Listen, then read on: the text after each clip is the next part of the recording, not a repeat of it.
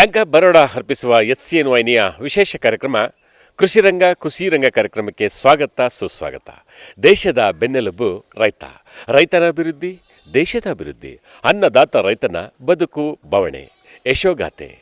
ರೈತನ ಬದುಕಿಗೊಂದು ಆತ್ಮಸ್ಥೈರ್ಯವನ್ನು ತುಂಬುವ ಉದ್ದೇಶದಿಂದ ಬ್ಯಾಂಕ್ ಆಫ್ ಬರೋಡಾ ಈ ವಿನೂತನ ಕಾರ್ಯಕ್ರಮವನ್ನು ಸಮರ್ಪಿಸುತ್ತಿದೆ. ರೈತರು ಬ್ಯಾಂಕಿನಲ್ಲಿ ದೊರೆಯುವ ಸಾಲ ಸೌಲಭ್ಯವನ್ನು ಸದುಪಯೋಗಪಡಿಸಿಕೊಂಡು ತನ್ನ ಅಭಿವೃದ್ಧಿಯ ಜೊತೆಗೆ ದೇಶದ ಅಭಿವೃದ್ಧಿಯನ್ನು ಮಾಡುವ ಒಂದು ಸಣ್ಣ ಪ್ರಯತ್ನ. ಹಾಗಾದರೆ ಬನ್ನಿ, ಇವತ್ತಿನ ನಮ್ಮ ಯಶಸ್ವಿ ರೈತರನ್ನು ಭೇಟಿ ಮಾಡೋಣ.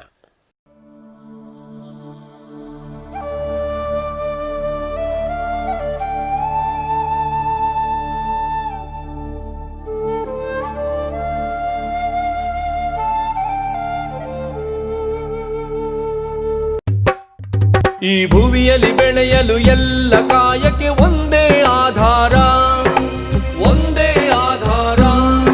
ಆ ನಾಳೆಯ ಕಾಣಲು ಬೇಕಿಹುದು ಪರಿಶುದ್ಧ ಆಹಾರ, ಪರಿಶುದ್ಧ ಆಹಾರ. ಈ ಮಣ್ಣು, ಈ ಗಾಳಿ, ಈ ನೀರು ಕಾರಣ ನೀ ತಿಳಿ. ಇದರಲ್ಲಿಯೇ ತನ್ನ ಬಾಳಿನ ಸರಿ ಅರ್ಥ ಕಂಡವನೀತ. ಜಗದ ವೃದ್ಧಿಯಲ್ಲಿ ಭಾಗಿ ಅವನೇ ನೇಗಿಲ ಯೋಗಿ. ಜಗದ ವೃದ್ಧಿಯಲ್ಲಿ ಭಾಗಿ ಅವನೇ ನೇಗಿಲ ಯೋಗಿ.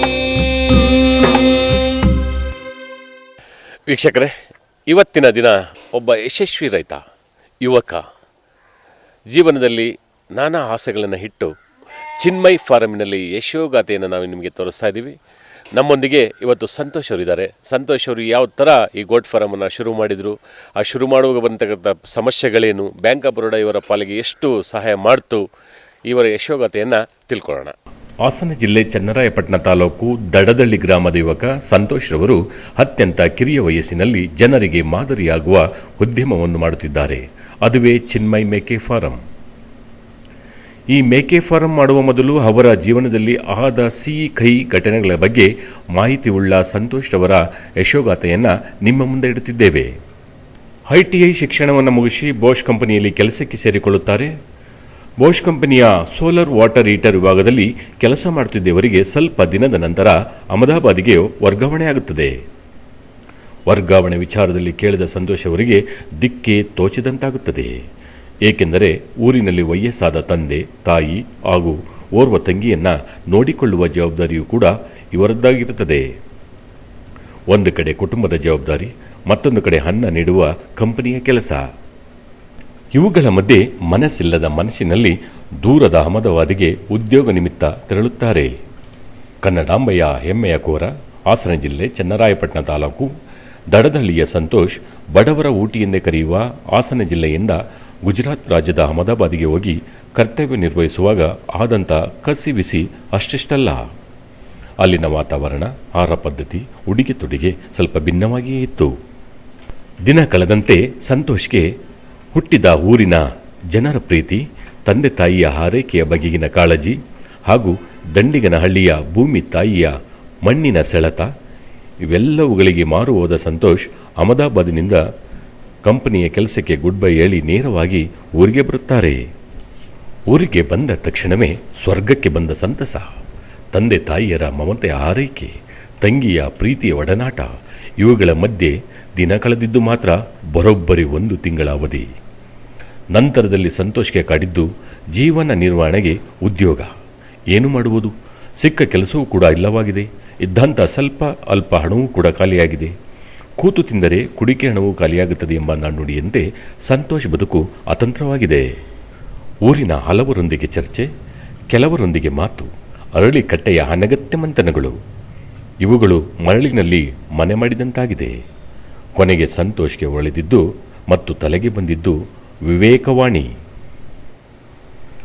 ಹೇಳು, ಎದ್ದೇಳು, ಗುರಿ ಮುಟ್ಟುವ ತನಕ ನಿಲ್ಲದಿರು.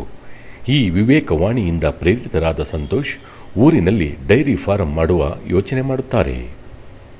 ಸ್ನೇಹಿತರೊಂದಿಗೆ ಹಲವಾರು ಊರುಗಳಿಗೆ ಹೋಗಿ ಡೈರಿ ಸಂಬಂಧಿಸಿದಂತೆ ವಿಚಾರ ಮಾಡುತ್ತಾರೆ. ಇವುಗಳಲ್ಲಿ ಮತ್ತೊಂದು ತಿಂಗಳು ಕಳೆಯುತ್ತದೆ.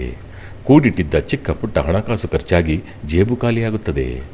ಜೊತೆಗಿದ್ದ ಮಿತ್ರರು ಕೂಡ ಸ್ವಲ್ಪ ಸ್ವಲ್ಪ ದೂರವಾಗುತ್ತಾರೆ. ಇದರಿಂದ ಸಂತೋಷ್ ವಿಚಲಿತರಾಗುವುದಿಲ್ಲ. ಹೀಗಿರುವಾಗ ಒಂದು ದಿನ ಅವರ ಮನಸ್ಸಿಗೆ ಬಂದಿದ್ದೇ ಮೇಕೆ ಸಾಕಾಣಿಕೆ.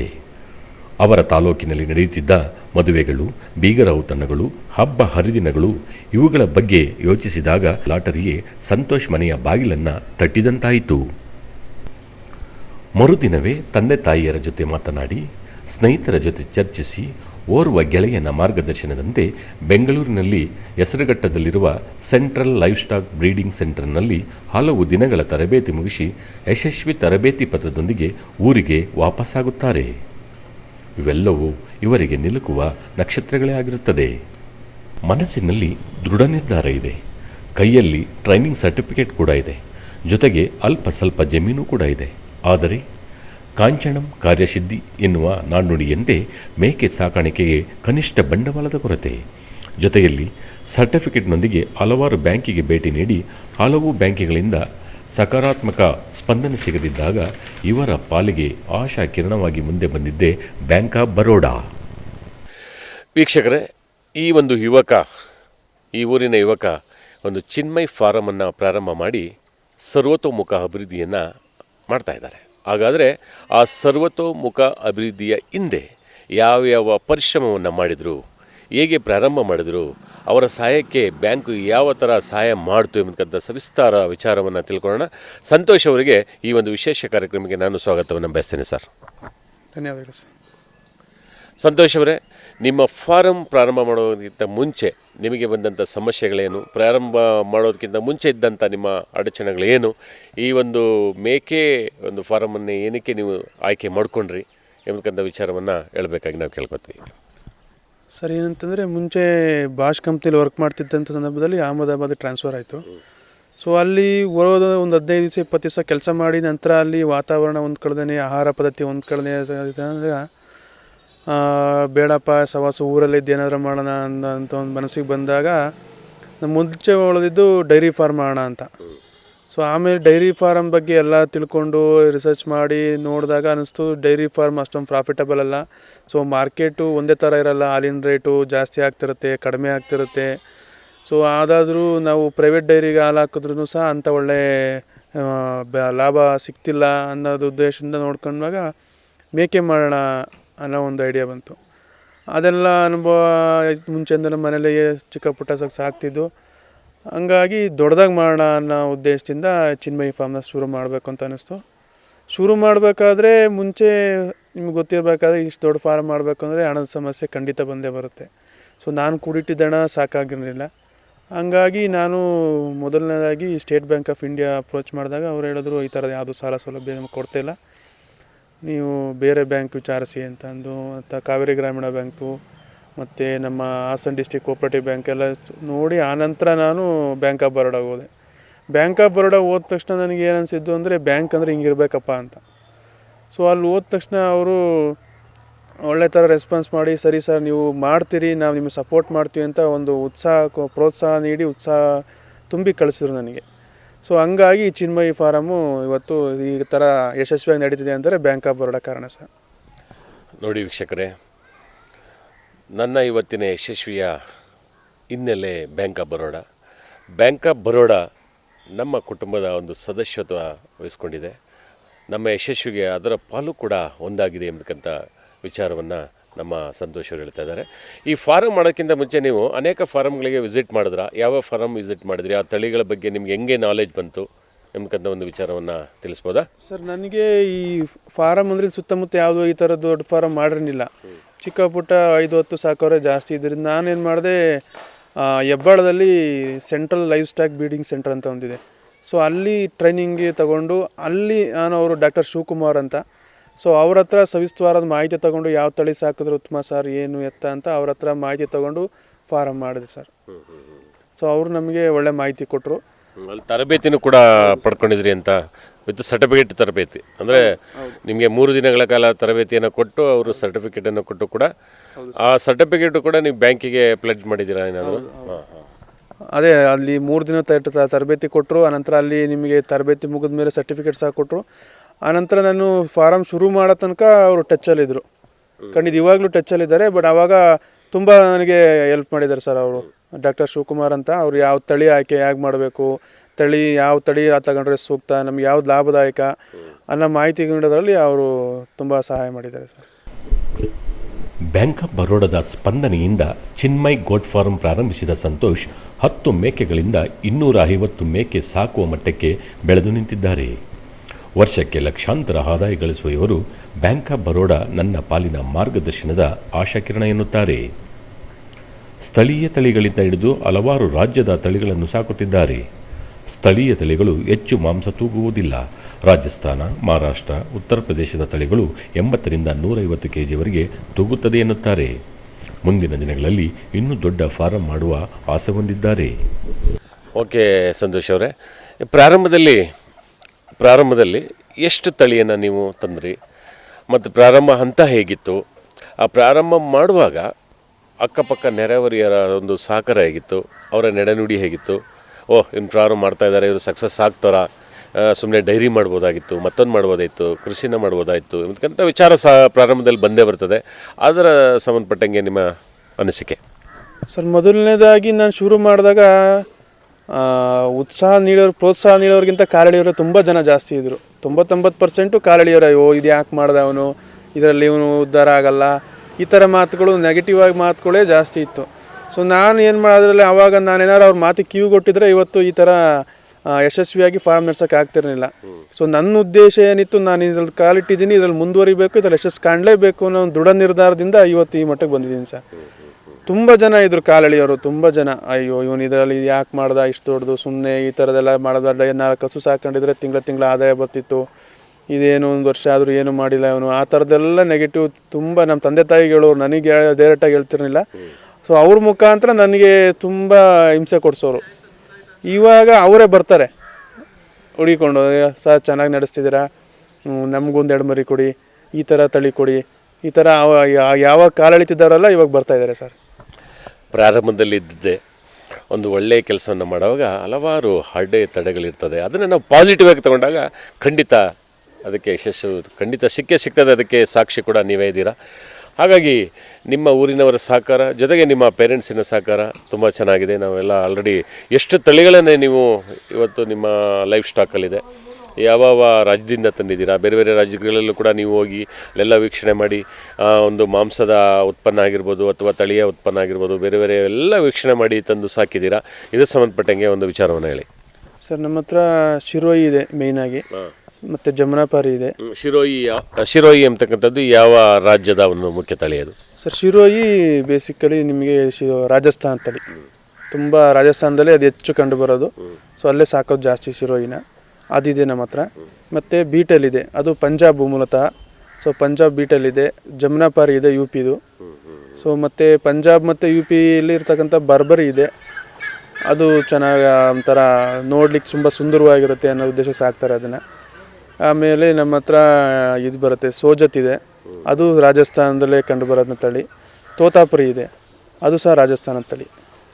ಇವೆಲ್ಲ ತಳಿಗಳಿಗೆ ಸಾಮಾನ್ಯವಾಗಿ ಆಯಾ ವಾತಾವರಣ ಹವಾಮಾನ ಅನುಗುಣವಾಗಿ ಕೆಲವು ತಳಿಗಳನ್ನು ಸಾಕ್ತಾರೆ. ನೀವು ಹೇಳ್ತಿರ್ತಕ್ಕಂಥದ್ದು ರಾಜಸ್ಥಾನ, ಮಹಾರಾಷ್ಟ್ರ, ಉತ್ತರ ಪ್ರದೇಶ, ಈ ಎಲ್ಲ ತಳಿಗಳು ಕೂಡ ನಮ್ಮ ರಾಜ್ಯದಲ್ಲೂ ಕೂಡ ಸೂಕ್ತವಾಗಿ ಬೆಳವಣಿಗೆ ಆಗುತ್ತಾ ಅದು, ಅಥವಾ ಅದು ಸಮಸ್ಯೆಗಳೇನಾದ್ರು ಕಾಡುತ್ತಾ, ವಾತಾವರಣದಾಗಿರ್ಬೋದು ಅಥವಾ ಮೇವಿನ ಒಂದು ಕೊರತೆ ಆಗಿರ್ಬೋದು, ಇದು ಸಂಬಂಧಪಟ್ಟಂಗೆ?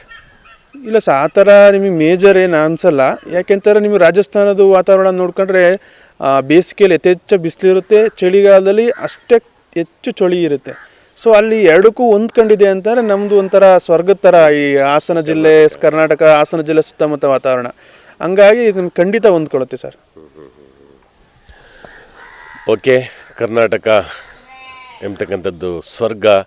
ರಾಜಸ್ಥಾನ, ಉತ್ತರ ಪ್ರದೇಶ, ಮಧ್ಯಪ್ರದೇಶ, ಮಹಾರಾಷ್ಟ್ರ ಇವೆಲ್ಲ ಹೋಲಿಸ್ಕೊಂಡ್ರೆ ಕರ್ನಾಟಕ ರಾಜ್ಯ ಸುರಕ್ಷಿತವಾಗಿದೆ. ಬರೀ ಮಾನವರಿಗೆ ಮಾತ್ರ ಅಲ್ಲ, ಪ್ರಾಣಿಗಳಿಗೂ ಕೂಡ ಸುರಕ್ಷಿತ ತಾಣವಾಗಿದೆ ಎಂಬತಕ್ಕಂಥ ವಿಚಾರವನ್ನು ನಮ್ಮ ಸಂತೋಷ ಹೇಳ್ತಾರೆ. ಈ ಒಂದು ವಿಚಾರವನ್ನು ತಿಳ್ಕೊಂಡ್ರಲ್ಲ ವೀಕ್ಷಕರೇ, ಇನ್ನೂ ಕೂಡ ಹಲವಾರು ವಿಚಾರಗಳನ್ನು ಅವ್ರ ಹತ್ರ ತಿಳ್ಕೊಳ್ಳೋಣ. ಬೇರೆ ಬೇರೆ ರಾಜ್ಯದ ತಳಿಗಳು, ಬೇರೆ ಬೇರೆ ರಾಜ್ಯದ ಒಂದು ಉದ್ದೇಶದ ಒಂದು ತಳಿಗಳು, ಮಾಂಸಕ್ಕಾಗಿ ಆಗಿರ್ಬೋದು ಅಥವಾ ಉತ್ಪನ್ನಕ್ಕಾಗಿರ್ಬೋದು, ಇನ್ನಿತರ ಎಲ್ಲ ವಿಚಾರಗಳನ್ನು ಅವ್ರ ಹತ್ರ ತಿಳ್ಕೊಳ್ಳೋಣ. ಈ ಒಂದು ಕಾರ್ಯಕ್ರಮದಲ್ಲಿ ಒಂದು ಚಿಕ್ಕ ವಿರಾಮ. ನಮ್ಮ ಎಲ್ಲ ರೈತ ಬಾಂಧವರಿಗೆ ನಮಸ್ಕಾರಗಳು. ನನ್ನ ಹೆಸರು ಮೂರ್ತಿ. ನಾನು ಬ್ಯಾಂಕ್ ಆಫ್ ಬರೋಡಾ ಪ್ರಾದೇಶಿಕ ಕಚೇರಿಯಲ್ಲಿ ಡೆಪ್ಯೂಟಿ ರೀಜನಲ್ ಮ್ಯಾನೇಜರ್ ಆಗಿ ಕೆಲಸ ಮಾಡ್ತಾ ಇದ್ದೇನೆ. ನಾವು ರೈತರಿಗೋಸ್ಕರ ಹಲವು ಯೋಜನೆಗಳನ್ನು ಹೊರತಂದಿದ್ದೇವೆ. ಬ್ಯಾಂಕ್ ಸ್ಥಾಪನೆಯಾದ ದಿವಸದಿಂದಲೂ ರೈತರಿಗೋಸ್ಕರ ನಾವು ಹಲವು ಯೋಜನೆಗಳನ್ನು ಹೊರತಂದಿದ್ದೇವೆ. ಅದರಲ್ಲಿ ಅಲ್ಪಾವಧಿ ಸಾಲಗಳಾದ ಕೃಷಿ ಸಾಲ ಮತ್ತು ದೀರ್ಘಾವಧಿ ಸಾಲಗಳಾದ ಕೃಷಿ ಅಭಿವೃದ್ಧಿ ಸಾಲ, ಕೃಷಿ ಉಪಕರಣಗಳ ಮೇಲೆ ಸಾಲ, ಮತ್ತು ಹಸು ಸಾಕಾಣಿಕೆ, ಕೋಳಿ ಸಾಕಾಣಿಕೆ, ಕುರಿ ಸಾಕಾಣಿಕೆ, ಹೀಗೆ ಹಲವಾರು ರೀತಿಯ ದೀರ್ಘಾವಧಿ ಸಾಲಗಳನ್ನು ಹೊರತಂದಿದ್ದೇವೆ.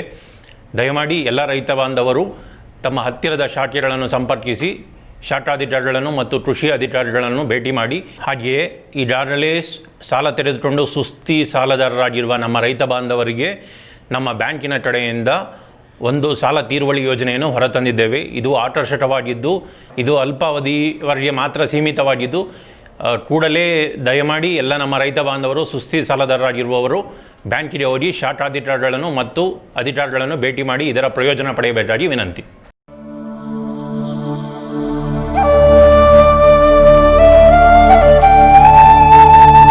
ವಿವಿಧ ತಳಿಗಳಿಂದ ಕಂಗೊಳಿಸುತ್ತಿರುವ ಚಿನ್ಮಯ ಫಾರಂ ಇವತ್ತು ಹಲವಾರು ಜನರ ಪ್ರವಾಸಿಗರ ತಾಣ ಟೈಪ್ ಅಂತ ಹೇಳ್ಬೋದು. ನಾವು ರಾಜಸ್ಥಾನದಲ್ಲಿರ್ತಕ್ಕಂಥ ತಳಿ ನಮಗೆ ಗೊತ್ತಾಯಿಲ್ಲ, ಮಹಾರಾಷ್ಟ್ರದಲ್ಲಿರ್ತಕ್ಕಂಥ ಒಂದು ಮೇಕೆ ತಳಿ ನಮಗೆ ಗೊತ್ತಿಲ್ಲ, ಇತರ ರಾಜ್ಯದಲ್ಲಿರ್ತಕ್ಕಂಥ ತಳಿಗಳ ವಿಚಾರ ಬಗ್ಗೆ ನಮಗೆ ವಿಚಾರನೇ ಇಲ್ಲ, ಮಾಹಿತಿಯೇ ಇಲ್ಲ. ಅಂಥದ್ರಲ್ಲಿ ಈ ಚಿನ್ಮಯ ಫಾರಮ್ಗೆ ಬಂದಾಗ ಎಲ್ಲ ತಳಿಗಳನ್ನು ನೋಡುವ ವಿಶೇಷವಾದ ಒಂದು ಸೌಂದರ್ಯ ನಿಮಗೆ ಸಿಗ್ತದೆ. ಹಾಗಾದರೆ ಸಂತೋಷವನ್ನು ಕೇಳೋಣ, ಈ ತಳಿಗಳಿಂದ ನಿಮಗೆ ಎಷ್ಟು ಆದಾಯ ಮತ್ತು ಯಾವ ಥರ ಈ ಒಂದು ಬಿಸ್ನೆಸ್ಸನ್ನು ನೀವು ಅಪ್ಗ್ರೇಡ್ ಮಾಡ್ಕೋತಿದ್ದೀರಿ ಅಂತಕ್ಕಂಥ ವಿಚಾರವನ್ನು. ಸಂತೋಷ್ ಅವರೇ, ಈ ನಾವು ಸಾಮಾನ್ಯವಾಗಿ ಚನ್ನರಾಯಪಟ್ಟಣ ತಾಲೂಕು ಅಂತಕ್ಕಂಥ ವಿಚಾರಕ್ಕೆ ಬಂದಾಗ ಚನ್ನರಾಯಪಟ್ಟಣದ ಸ್ಥಳೀಯ ತಳಿಗಳ ಒಂದು ಮಾಂಸ ತುಂಬ ರುಚಿಕರವಾಗಿರ್ತದೆ ಅಂತಕ್ಕಂಥದ್ದು ಸ್ಥಳೀಯರ ಮಾತು. ಹಾಸನ ಜಿಲ್ಲೆಯಲ್ಲಿ ಚನ್ನರಾಯಪಟ್ಟಣ ಒಂದು ತಾಲೂಕಿಗೆ ವಿಶೇಷವಾದ ಸ್ಥಾನವನ್ನು ಕೊಡ್ತಾರೆ ಮಾಂಸದ ವಹಿವಾಟಿಗೆ, ಮಾರಾಟಕ್ಕೆ. ಆದರೆ ನಿಮ್ಮಲ್ಲಿರ್ತಕ್ಕಂಥದ್ದು ಬೇರೆ ವಿದೇಶಿ ತಳಿಯಲ್ಲ, ಬೇರೆ ರಾಜ್ಯದ ತಳಿಗಳು. ಇದನ್ನು ಏನಕ್ಕೆ ಆಯ್ಕೆ ಮಾಡಿಕೊಂಡ್ರಿ? ಸರ್, ಏನಂತಂದರೆ ಸ್ಥಳೀಯ ಮೇಕೆಗಳನ್ನು ಆಯ್ಕೆ ಮಾಡೋದು ಮಾಂಸ ರುಚಿ ಚೆನ್ನಾಗಿರುತ್ತೆ ಅಂತ, ಅದರಲ್ಲಿ ಎರಡು ಮಾತಿಲ್ಲ. ಏನಂತಂದರೆ ನಮಗೆ ಈ ವ್ಯಾವಹಾರಿಕವಾಗಿ ಮಾಡಬೇಕು ಅಂತ ಬಂದಾಗ ಅತಿ ಹೆಚ್ಚು ತೂಕ ಬರಬೇಕು, ಬೇಗ ಬೆಳವಣಿಗೆ ಆಗಬೇಕು. ಈ ಥರ ತಳಿಗಳು ತಗೊಂಡ್ರೆ ನಮಗೆ ಲಾಭ ಹೆಚ್ಚಾಗಿ ಸಿಗುತ್ತೆ. ಸೊ ಸ್ಥಳೀಯ ಮೇಕೆಗಳಲ್ಲಿ ನಿಮಗೆ ಅಷ್ಟೊಂದು ತೂಕ ಹೆಚ್ಚು ಬರಲ್ಲ, ಶೀಘ್ರವಾಗಿ ಬೆಳವಣಿಗೆ ಆಗಲ್ಲ. ಸೊ ಆ ಉದ್ದೇಶಕ್ಕೆ ಏನು ಮಾಡೋದು, ನಾವು ಬೇರೆ ಹೊರ ರಾಜ್ಯ ತಳಿಗಳನ್ನ ಆಯ್ಕೆ ಮಾಡ್ಕೊಂಡಿದ್ದು. ಮತ್ತು ನಮಗೆ ಅದರಿಂದ ಈಗ ಸದ್ಯಕ್ಕೆ ಲಾಭ ಚೆನ್ನಾಗಿ ಸಿಗ್ತಾ ಇದೆ. ಮತ್ತು ಏನಾಗ್ತದೆ ಅಂತಂದರೆ, ನಿಮಗೆ ಎಲ್ರಿಗೂ ಸ್ಥಳೀಯ ಮೇಕೆನೇ ಬೇಕು ಅಂತಂದರೆ ಉತ್ಪಾದನೆ ನಿಮ್ಗೆ ಅಷ್ಟೊಂದು ಸಿಗಲ್ಲ. ಯಾಕೆಂತಂದರೆ ಸಾಕೋರ ಸಂಖ್ಯೆ ತೀರಾ ಕಡಿಮೆ ಇವಾಗ. ಅದ್ರ ಜೊತೆಗೆ ದೊಡ್ಡ ದೊಡ್ಡ ಒಂದು ಫಂಕ್ಷನ್ಗಳಿಗೆ ಮಾರಾಟವನ್ನು ಮಾಡುವಾಗ ಅಥವಾ ಮಾಂಸವನ್ನು ವಹಿವಾಟು ಮಾಡಲಿಕ್ಕೆ ಆಗಲ್ಲ. ಈಗ 100 kg 2 ಕ್ವಿಂಟಲು 3 ಕ್ವಿಂಟಲು 10 ಕ್ವಿಂಟಲ್ ಗಟ್ಟಲೆ ಮಾಂಸ ಬೇಕು ಅಂದಾಗ ಸ್ಥಳೀಯವರನ್ನೇ ಹುಡ್ಕೊಂಡು ಎಲ್ಲಿ ಗಂಟೆ ಹೋಗೋಕ್ಕಾಗುತ್ತೆ? ಖಂಡಿತ ಸರ್, ಅದೇ ಸಮಸ್ಯೆಯಿಂದಾಗಿ ಇವಾಗ ಈ ಫಾರಂ ಪದ್ಧತಿಲೆಲ್ಲ ನಿಮಗೆ ಹೊರ ರಾಜ್ಯದ ತಳಿಗಳನ್ನೇ ಜಾಸ್ತಿ ಸಾಕ್ತಾ ಇರೋದು. ಈಗ ನಿಮಗೆ ಈಗ ಒಂದು ಬೀಗರ ಊಟ ಮಾಡಬೇಕು ಅಥವಾ ಬೇರೆ ಒಂದೇನೋ ಸಮಾರಂಭ ಸಭೆ ಮಾಡಬೇಕು ಅಂತಂದರೆ ನಿಮ್ಮೊಂದು 2 ಕ್ವಿಂಟಾಲು 3 ಕ್ವಿಂಟಾಲ್ ಮಾಂಸ ಅವಶ್ಯಕತೆ ಇರುತ್ತೆ. ಸೊ ಅಂಥ ಸಂದರ್ಭದಲ್ಲಿ ನೀವು ಹುಡುಕಬೇಕು ಅಂದರೆ ಸಿಗಲ್ಲ ನಿಮಗೆ. ಸ್ಥಳೀಯ ಮೇಕೆಗಳು ಒಂದು 20-30 ಮೇಕೆಗೆ ಬೇಕಾಗುತ್ತೆ. ಸೊ ಆ ಥರ ನಿಮಗೆ ಒಟ್ಟೊಟ್ಟಿಗೆ ಎಲ್ಲೂ ಸಿಗಲ್ಲ. ಸೊ ಆ ಸಂದರ್ಭದಲ್ಲಿ ಏನಾಗುತ್ತೆ ಅಂತಂದರೆ ಈ ಬೇರೆ ರಾಜ್ಯ ತಳಿಗಳಿಗೆ ಹೋಗ್ಬೇಕಾಗತ್ತೆ. ಸೊ ಅದು ನಮಗೆ ಲಾಭದಾಯಕ. ಹಂಗಾಗಿ ಈಗ ನಮಗೂ ಶೀಘ್ರವಾಗಿ ಬೆಳವಣಿಗೆ ಬರುತ್ತೆ, ಮತ್ತು ಮಾಂಸ ರುಚಿನೂ ಸಹ ಚೆನ್ನಾಗಿರುತ್ತೆ. ಅಂಥದ್ದೇನು ಹೊರ ರಾಜ್ಯದ್ದೇನು ಚೆನ್ನಾಗಿಲ್ಲ ಅಂತಲ್ಲ, ಅದು ಚೆನ್ನಾಗಿರುತ್ತೆ. ಸೊ ನಾವು ಈ ಕಮರ್ಷಿಯಲಿ ಇದು ಮಾಡೋದ್ರಿಂದ ಸೂಕ್ತ ಸರ್. ಈ ತಳಿಗಳು ವ್ಯಾವಹಾರಿಕವಾಗಿ ಸಾಕೋದಕ್ಕೆ ಹೊರ ರಾಜ್ಯ ತಳಿಗಳೇ ಸೂಕ್ತ. ಹಾಗಾದರೆ ಚನ್ನರಾಯಪಟ್ಟಣದಿಂದ ಸಾಮಾನ್ಯವಾಗಿ ಎಷ್ಟು ಕಿಲೋಮೀಟ್ರ್ ಇದೆ ನಿಮ್ಮೂರು ಸಂತೋಷ್ ಅವರೇ? ಸರ್ 9 ಕಿಲೋಮೀಟ್ರ್ ಆಗುತ್ತೆ. 9 ಕಿಲೋಮೀಟ್ರು. ಅದ್ರ ಜೊತೆಗೆ ಬರೀ ಚನ್ನರಾಯಪಟ್ಟಣ ತಾಲೂಕರೇ ಮಾತ್ರ ಪರ್ಚೇಸಿಗೆ ಬರಲ್ಲ ಅಲ್ವಾ ನಿಮ್ಮಲ್ಲಿ? ಬೇರೆ ಜಿಲ್ಲೆಯಿಂದನೂ ಸಹ ಬರ್ತಾರೆ, ಬೇರೆ ಬೇರೆ ಜಿಲ್ಲೆಯಿಂದ ಬೇರೆ ಬೇರೆ ರಾಜ್ಯಗಳಿಂದ ಕೂಡ ಬರ್ತಾರೆ ಅಂತ ಹೇಳ್ತಾರೆ. ಹಾಗಾದರೆ ಈ ಒಂದು ಮಾರುಕಟ್ಟೆಯ ವ್ಯವಸ್ಥೆಯ ಸಂಬಂಧಪಟ್ಟಂಗೆ ನೀವು ಯಾವ ಥರ ಮಾಡ್ಕೊಂಡಿದ್ದೀರಾ ಕಮ್ಯುನಿಕೇಷನ್ಗೆ? ಸರ್, ನಂದು ಜಸ್ಟ್ ಡೇಯಲ್ಲಿ ಆಡಿದೆ, ಇಂಡಿಯಾ ಮಾರ್ಟಲ್ಲಿದೆ. ಸೊ ವಾಟ್ಸಪ್ಪು, ಫೇಸ್ಬುಕ್ಕಲ್ಲಿ ಚಿನ್ಮಯಿ ಫಾರ್ಮ್ ಅಂತ ಸಪ್ರೇಟ್ ಪೇಜ್ ಇದೆ. ಸೊ ಹೀಗಾಗಿ ನನಗೆ ಪ್ರತಿನಿತ್ಯ ಕರೆಗಳು ಬರ್ತಾನೆ ಇರುತ್ತೆ. ಸೊ ಹೊಸ್ದಾಗಿ ಸಾಕೋರು ಇರ್ಬೋದು, ಆಮೇಲೆ ತಗೊಂಡೋಗಿ ಸಾಕಿದವರು ಮತ್ತೆ ಅವ್ರನ್ನ ಎಕ್ಸ್ಟೆಂಡ್ ಮಾಡೋವಂಥವ್ರು ಇರ್ಬೋದು. ಈ ಥರ ತುಂಬ ಜನ ಕರೆ ಮಾಡ್ತಿರ್ತಾರೆ. ಅವ್ರಿಗೆ ತಕ್ಕಂತೆ ನಾವು ಸರಬರಾಜು ಮಾಡ್ತಾಯಿದ್ದೀವಿ ಸರ್ ಇವಾಗ.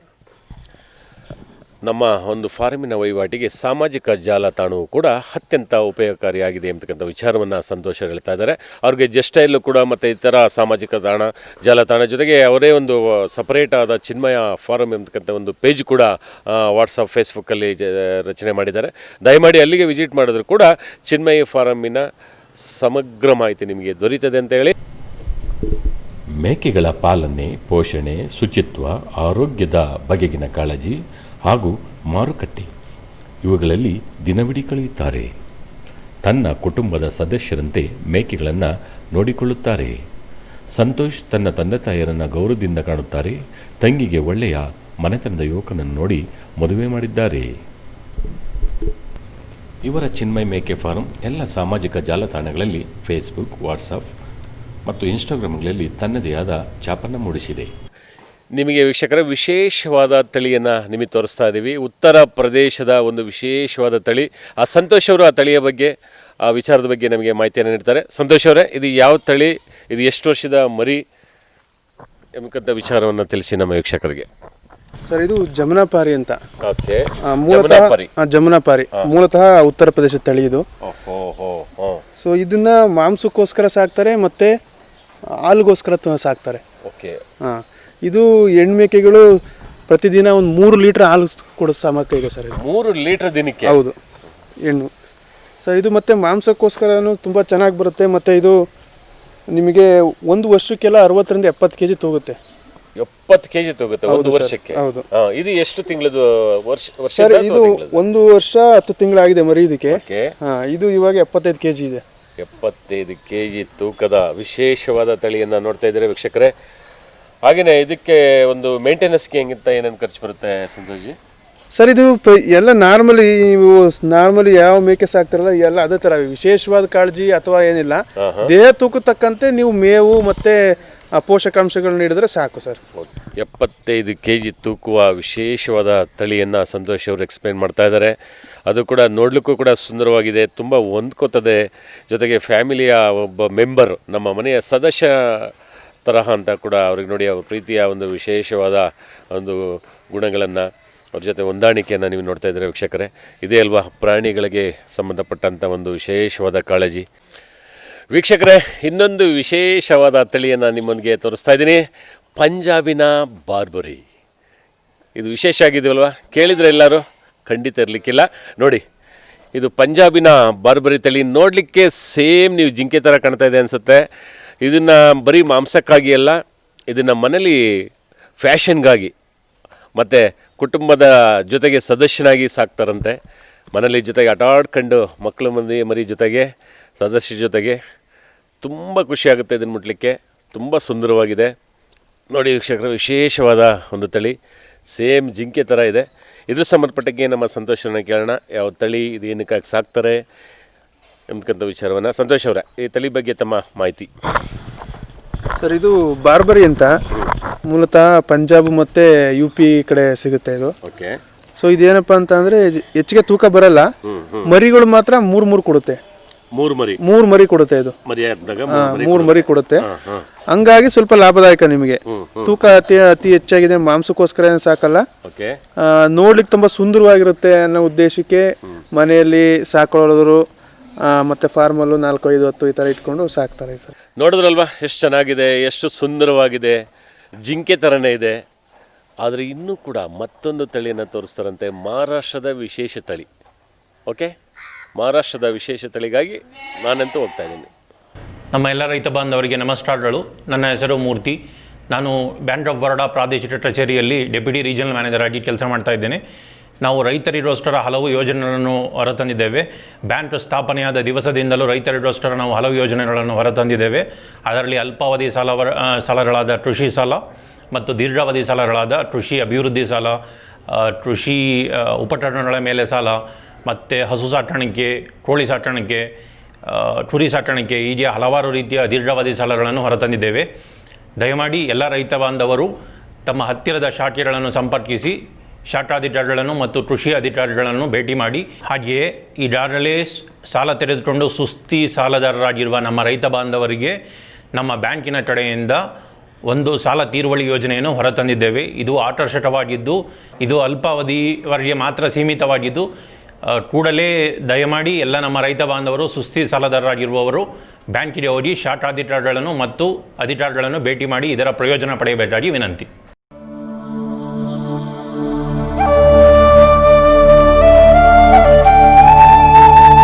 ವೀಕ್ಷಕರೇ, ಮಹಾರಾಷ್ಟ್ರದ ವಿಶೇಷವಾದ ತಳಿಯನ್ನು ನಿಮಗೆ ಪರಿಚಯ ಮಾಡಿಕೊಡ್ತೀನಿ ಅಂತ ಹೇಳಿದ್ದೆ. ನೋಡಿ ವೀಕ್ಷಕರೇ, ಇದೇ ಮಹಾರಾಷ್ಟ್ರದ ತಳಿ. ಈ ಮಹಾರಾಷ್ಟ್ರದ ತಳಿ ಯಾವುದು, ಇದು ಏನಕ್ಕಾಗಿ ಬಳಸ್ತಾರೆ, ಎಷ್ಟು ವರ್ಷದ ಮರಿ ಇದು, ಇದರ ಉಪಯೋಗಗಳು ಏನು ಎಂಬತಕ್ಕಂಥ ವಿಚಾರವನ್ನು ನಾವು ಸಂತೋಷ್ ಅವರಿಂದ ತಿಳ್ಕೊಳ್ಳೋಣ. ಸಂತೋಷ್ ಅವರೇ, ಈ ಒಂದು ತಳಿಯ ಬಗ್ಗೆ ಮಾಹಿತಿ. ಸರ್, ಇದು ಉಸ್ಮಾನಾಬಾದಿ ಅಂತ. ಉಸ್ಮಾನಾಬಾದಿ ಯಥೇಚ್ಛವಾಗಿ ನಿಮಗೆ ಕರ್ನಾಟಕ ಮತ್ತು ಮಹಾರಾಷ್ಟ್ರ ಬಾರ್ಡ್ರಲ್ಲಿ ಸಿಗುತ್ತೆ.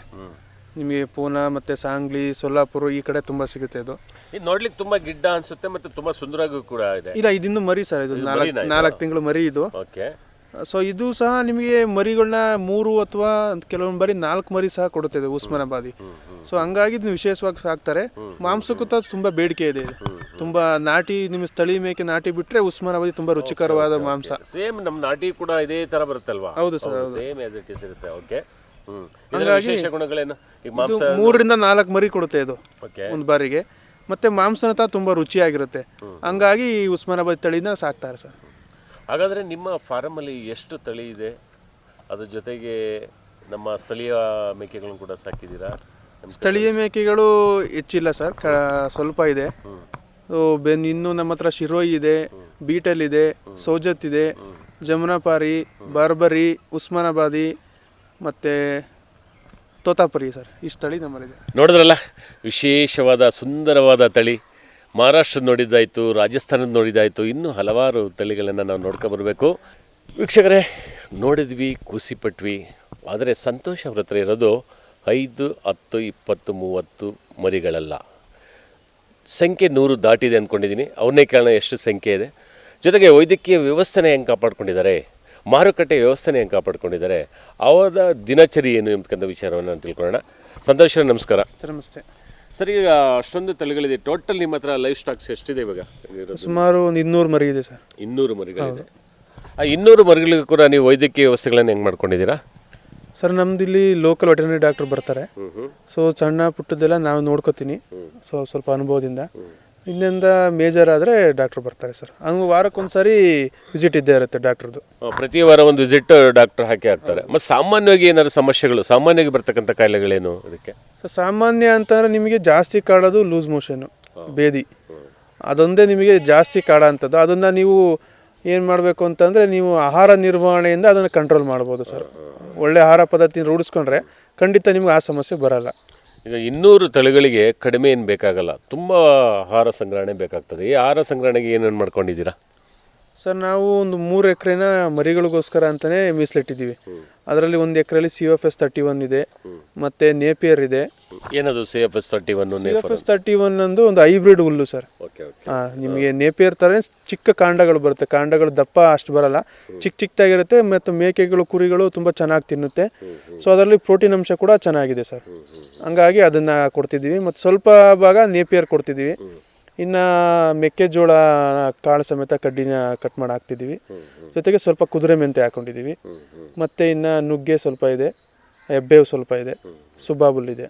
ಇದನ್ನೆಲ್ಲ ಮೇಂಟೈನ್ ಮಾಡೋದು ಹೆಂಗೆ ಸಂತೋಷ್ ಅವರೇ? 200 ಮರಿಗಳು ನೋಡ್ಕೋಬೇಕು, ಆಹಾರ ಸಂಗ್ರಹಣೆ ಮಾಡಬೇಕು, ಕಟಾವು ಮಾಡಬೇಕು, ಅದು ಸ್ವಚ್ಛತೆ ಮಾಡಬೇಕು, ನೀರು, ನಿಗಾ ಇವೆಲ್ಲವೂ ಕೂಡ ಕಾಪಾಡಬೇಕು. ಇದು ಚಿಕ್ಕ ಪುಟ್ಟದ್ದು ಸಮಸ್ಯೆಗಳಲ್ಲ. ನಾವು ನೋಡಲಿಕ್ಕೆ ತುಂಬ ಖುಷಿ ಅನಿಸುತ್ತೆ, ತುಂಬ ಸಂತೋಷ ಆಗುತ್ತೆ. ಅದರ ಹಿಂದೆ ಅಷ್ಟೇ ಕೂಡ ಶ್ರಮ ಇದೆ. ಆ ಶ್ರಮವನ್ನು ಯಾರು ಹಂಚ್ಕೊಂಡಿದ್ದೀರಾ, ಯಾರು ವಹಿವಾಟು ಮಾಡ್ಕೊಂಡಿದ್ದೀರಾ? ಸರ್, ನಾನು ಮತ್ತು ನಮ್ಮ ತಂದೆ ತಾಯಿ 3 ಜನ ನೋಡ್ಕೋತೀವಿ ಸರ್. 3 ಜನರಲ್ಲೇ ಫುಲ್ ನಿರ್ವಹಣೆ ಆಗ್ತದೆ?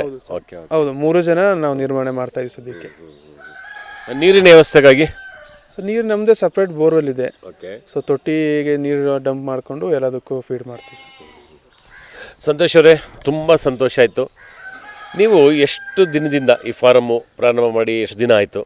ಈ ಒಂದು ಆದಾಯ ಗಳಿಕೆಗೆ ಸಂಬಂಧಪಟ್ಟಂಗೆ ನಾವು ಪ್ರತಿ ವರ್ಷ ನೋಡೋದೇ ಅದಲ್ವಾ, ವರ್ಷ ನಮ್ಮ ಆದಾಯ ಯಾವ ಮಟ್ಟಕ್ಕೆ ಆಗ್ತಾಯಿದೆ, ನೀವು ಸ್ಟಾರ್ಟಿಂಗ್ ಎಷ್ಟು ಇಟ್ಕೊಂಡಿದ್ರಿ, ಎಷ್ಟು ಈಗ ಲೈಫ್ ಸ್ಟಾಕ್ಸ್ ಇದೆ ಅಂತ ಹೇಳಿದ್ರಿ, ನಿಮ್ಮ ವಹಿವಾಟು ಹೇಗಿದೆ, ಬ್ಯಾಂಕಿನ ಒಂದು ಸಹಕಾರ ಹೇಗಿದೆ, ಬ್ಯಾಂಕಿನ ಲೋನನ್ನು ಎಷ್ಟು ತೊಗೊಂಡಿದ್ರಿ, ರಿಪೇಮೆಂಟ್ಸ್ ಹೆಂಗಿದೆ, ಇದ್ರ ಸಂಬಂಧಪಟ್ಟಂಗೆ ನಮ್ಮ ವೀಕ್ಷಕರಿಗೆ ಒಂದು ಸ್ವಲ್ಪ ಮಾಹಿತಿ ಕೊಡ್ಬೋದಾ? ಖಂಡಿತ ಸರ್. ನಿಮಗೆ 200 ಮೇಕೆಯಿಂದ ನನಗೆ ಸುಮಾರು ವರ್ಷಕ್ಕೆ 8ರಿಂದ 9 ಲಕ್ಷ ಆದಾಯ ಬರ್ತಿದೆ. ಇವಾಗ ಮೊದಲ ವರ್ಷ ಯಾವುದೇ ಆದಾಯ ನೀವು ನೋಡೋಕ್ಕೆ ನಿರೀಕ್ಷೆ ಮಾಡೋಕ್ಕೆ ಸಾಧ್ಯ ಇಲ್ಲ. ಎರಡನೇ ವರ್ಷ 8ರಿಂದ 9 ಲಕ್ಷ ಆದಾಯ ಬಂದಿದೆ. ಸೊ 3ನೇ ವರ್ಷವೂ ನಾನು ಅದಕ್ಕಿಂತ ಹೆಚ್ಚಿಗೆ ನಿರೀಕ್ಷೆ ಮಾಡ್ತೀನಿ. ಇನ್ನೊಂದು 2 ತಿಂಗಳಲ್ಲಿ ನನಗೂ ಅದು ಕಂಪ್ಲೀಟ್ ಗೊತ್ತಾಗುತ್ತೆ. ಸೊ ಮತ್ತು ಬ್ಯಾಂಕಿಂದ ನಾನು 9.5 ಲಕ್ಷ ಲೋನ್ ತೊಗೊಂಡಿದ್ದೆ. ಸೊ ಅದು ಒಂದು ರೀಪೇಮೆಂಟ್ ಮಾಡಿದ್ದೀನಿ. ಇನ್ನೊಂದು 3 ತಿಂಗಳ ಕಳೆದ್ರೆ ರೀಪೇಮೆಂಟ್ ಮಾಡ್ತಾಯಿದ್ದೀನಿ. ಅಂದರೆ ನಿಮ್ಮದೆಲ್ಲ ವಾರ್ಷಿಕ ಬಡ್ಡಿ ಸಂಬಂಧಪಟ್ಟಂಗೆ ಸಬ್ಸಿಡಿ ಕೂಡ ಈ ಪ್ರಾಜೆಕ್ಟ್ಗೆ ಏನಾದ್ರು ಸಿಗುತ್ತಾ ಸರ್? ಸಬ್ಸಿಡಿ ಇವಾಗ SC/ST ಮಾತ್ರ ಸಿಗ್ತಾ ಇದೆ ಸರ್. ನಮ್ಮ ಜನರಲ್ ಕ್ಯಾಟಗರಿಗೆ ಸಬ್ಸಿಡಿ ಇನ್ನೂ ಬಂದಿಲ್ಲ. ಸೊ ನೋಡ್ಬೇಕು, ಮುಂದಿನ ದಿನಗಳೇನಾದ್ರು ಬಂದರೆ ಅದನ್ನು ಸಹ ಕೊಡಿಸ್ಕೊಡ್ತೀನಿ ಅಂತ ಹೇಳಿದ್ದಾರೆ ಬ್ಯಾಂಕ್ ಆಫ್ ಬರೋಡಾಯಿಂದ. ಅದರ ನಿರೀಕ್ಷೆಯಲ್ಲಿ ಇದ್ದೀನಿ ಸರ್. ಓಕೆ, ಇಷ್ಟೊಂದು ಪ್ರಾಜೆಕ್ಟನ್ನು ಮಾಡಿದ್ದೀರಾ, ಇಷ್ಟೊಂದು ಮಾದರಿಯಾಗಿದ್ದೀರಾ. ನಮ್ಮ ಯುವಕರಿಗೆ ಏನು ಹೇಳೋಕ್ಕೆ ಇಷ್ಟಪಡ್ತೀರಾ? ಅಂದರೆ ಈ ಒಂದು ಮಾದರಿ ಎಲ್ಲರೂ ಕೂಡ ನಮ್ಮ ತಂದೆಯವರು ಏನು ಮಾಡ್ತಿದ್ರು, ನಾನು ಅದೇ ಮಾಡೋದು, ನಾನೇನು ಮಾಡ್ತಿದ್ದೆ ನನ್ನ ಮಗನಿಗೆ ಅದೇ ಕಲಿಸೋದು ಎಂಬಕ್ಕಂಥ ವಿಚಾರ ಆಗಿದೆ. ಆದರೆ ಒಂದು ಸ್ವಲ್ಪ ಹೊರಗಡೆ ನೋಡಿದಾಗ ಸ್ವಲ್ಪ ಮಿಶ್ರ ಬೇಸಾಯವನ್ನು ಮಾಡಿಕೊಂಡಾಗ ಅಥವಾ ಮಿಶ್ರ ತಳಿಯನ್ನು ಮಾಡಿಕೊಂಡಾಗ ನಾವು ಖಂಡಿತವಾಗ್ಲೂ ಆದಾಯ ಗಳಿಸ್ಬೋದು. ನೀವು ಈಗಾಗಲೇ ಹೇಳಿದ್ರಿ, ನಾನು ವರ್ಷಕ್ಕೆ 4ರಿಂದ 5 ಲಕ್ಷ, 6 ಲಕ್ಷ, 2ನೇ ವರ್ಷದಲ್ಲಿ 7 ಲಕ್ಷ, 8 ಈ ಥರ ಒಂದು ಸಂಖ್ಯೆ ಜಾಸ್ತಿ ಆಗಬೇಕಲ್ವಾ? ಖಂಡಿತ ಆ ಒಂದು ಸಂಖ್ಯೆ ಖಂಡಿತ ಜಾಸ್ತಿ ಆಗ್ತಾಯಿದೆ, ಅದರ ಬಗ್ಗೆ 2 ಮಾತಿಲ್ಲ. ಆದರೆ ನಮ್ಮ ಯುವಕರಿಗೆ ನೀವು ಹೇಳ್ತಕ್ಕಂಥ ಒಂದು ಮಾತು ಸರ್, ಒಂದೇನಂತಂದರೆ ನಮ್ಮ ಯುವಕರು ಎಡವದೆಯಲ್ಲಿ ಏನಂತಂದರೆ ಓದ್ತಾರೆ, ಚೆನ್ನಾಗಿ ವಿದ್ಯೆ ಕಲಿತಾರೆ, ವಿದ್ಯಾವಂತರಾಗ್ತಾರೆ. ಬೆಂಗಳೂರು, ಮೈಸೂರು ಈ ಥರ ಸಿಟಿಗೆ ಹೋಗಿ ಯಾರೋ ಒಬ್ಬನ ಕಂಪ್ನಿಯಲ್ಲಿ ಕೆಲಸ ಮಾಡಿಕೊಂಡು ಸಿದ್ಬಿಟ್ರೆ ಸಾಕಪ್ಪ ಅನ್ನೋದಷ್ಟೇ ನೋಡ್ತಿರ್ತಾರೆ. ನೀವು ಎಷ್ಟೇ ದೊಡ್ಡ ಕಂಪ್ನಿಲಿ ಕೆಲಸ ಮಾಡ್ತಿದ್ರು ನೀವು ಕೆಲಸಗಾರರೇ ಹೊರತು ಓನರ್ ಆಗಕ್ಕೆ ಸಾಧ್ಯ ಇಲ್ಲ. ಸೊ ಎಷ್ಟೇ ಚಿಕ್ಕ ಕೆಲಸ, ಎಷ್ಟೇ ಒಂದು ಚಿಕ್ಕ ಉದ್ಯಮ ಆದರೂ ನೀವು ಬಾಸ್ ಆಗಿರ್ತೀರ. ಸೊ ಹಂಗಾಗಿ ಈಗ ವಿದ್ಯೆ ಕಲಿಯೋದು ನಮ್ಮ ತಿಳುವಳಿಕೆಗೆ ಮತ್ತು ನಾಲೆಡ್ಜಿಗೆ ಅಷ್ಟೇ ವಿದ್ಯೆ ಆಗಿರಬೇಕು ಹೊರತು ಅದನ್ನೇ ನಾವು ಅದರಿಂದನೇ ಉದ್ಯೋಗ ಸಿಗಬೇಕು ಅನ್ನೋ ತಪ್ಪು. ಸ್ವಂತ ಉದ್ಯೋಗ ನಾವು ಸೃಷ್ಟಿಸ್ಕೋಬೇಕು, ಅದರಿಂದ ಆದಾಯ ಗಳಿಸ್ಬೇಕು. ಆವಾಗ ಮಾತ್ರ ರೈತರು ಸಹ ಮುಂದುವರಿಯೋಕ್ಕೆ ಸಾಧ್ಯ ಅಂತ ಹೇಳೋಕ್ಕೆ ಇಷ್ಟಪಡ್ತೀನಿ ಸರ್. ಖಂಡಿತವಾಗ್ಲೂ ಒಳ್ಳೆ ಮಾತು ಹೇಳಿದ್ರು. ನೀವು ಕೆಲಸಗಾರರಾಗಿದ್ದರೆ ಕೆಲಸಗಾರಾಗಿರ್ತೀರ, ನೀವು ಕೆಲಸ ಕೊಡೋರಾಗಬೇಕು. ಅಂದರೆ ಒಂದು ಸಣ್ಣ ಉದ್ಯಮದಿಂದ ಶುರು ಮಾಡಿ ಅದನ್ನು ಬೃಹತ್ತಾಗಿ ಬೆಳೆಸಿ 4 ಜನಕ್ಕೆ, 8 ಜನಕ್ಕೆ, 10 ಜನಕ್ಕೆ ಸ್ವತಂತ್ರವಾಗಿ ಬದುಕ್ಬೋದು, ಸ್ವತಂತ್ರವಾಗಿ ಕೆಲಸವನ್ನು ಕೊಡ್ಬೋದು ಎಂಬಂಥ ಮಾತನ್ನು ಹೇಳೋದರ ಮೂಲಕ ನಮ್ಮ ಯುವ ಜನರಿಗೆ ಮಾದರಿಯಾಗಿದ್ದಾರೆ ನಮ್ಮ ಸಂತೋಷ್ ಅವರು. ಸಂತೋಷ್ ಅವರಿಗೆ ಇನ್ನೂ ಕೂಡ ಹೆಚ್ಚಿನ ಆದಾಯ ಸಿಗಲಿ, ಇನ್ನೂ ಕೂಡ ಫಾರಮನ್ನು ದೊಡ್ಡದಾಗಿ ಮಾಡಲಿ ಎಂಬಂತ ಹೇಳ್ತಾ, ಸಂತೋಷ್ ಅವರೇ, ಇದಾದ ನಂತರ ನಿಮ್ಮ ಪ್ರಾಜೆಕ್ಟ್ ಏನು ಸರ್? ನಾನು ಇವಾಗ ಸದ್ಯಕ್ಕೆ ನನ್ನ ಹತ್ರ 200 ಸ್ಟಾಕ್ ಇದೆ. ಸೊ ನಾನು ಏನು ಮಾಡ್ತೀನಿ, ನೆಕ್ಸ್ಟ್ ಇಯರಲ್ಲಿ ಈ ಥರದ್ದು ಇನ್ನೊಂದು ಶೆಡ್ ಮಾಡೋಣ ಅಂತ ಪ್ಲ್ಯಾನ್ ಮಾಡ್ತಾಯಿದ್ವಿ. ಸೊ ಅದೊಂದು ಸ್ವಲ್ಪ ದೊಡ್ಡದು 300 ಸಾಕೋ ಥರ ಮಾಡೋಣ ಅಂತ ಒಂದು ಯೋಜನೆ ಇದೆ ಸರ್. ಓಕೆ, ಈಗ ಆಲ್ರೆಡಿ ನೀವು 200 ಸಾಕಿದ್ದೀರಲ್ವಾ? ಇಷ್ಟಕ್ಕೆ ಎಷ್ಟು ಪ್ರೆಮಿಸಸ್ ಬೇಕಾಗ್ತದೆ ಸಾಮಾನ್ಯವಾಗಿ? ನೀವು ಎಷ್ಟು ಪ್ರೆಮಿಸಸ್ ಬೇಕು? ಇದಕ್ಕೆ ಏನೇನು ಕನಿಷ್ಠ ಸೌಲಭ್ಯಗಳೇನು ಬೇಕು? ಗರಿಷ್ಠ ಅವರವರು ಇಚ್ಛೆಗೆ ಅನುಸಾರವಾಗಿ ಮಾಡ್ಕೋತಾರೆ.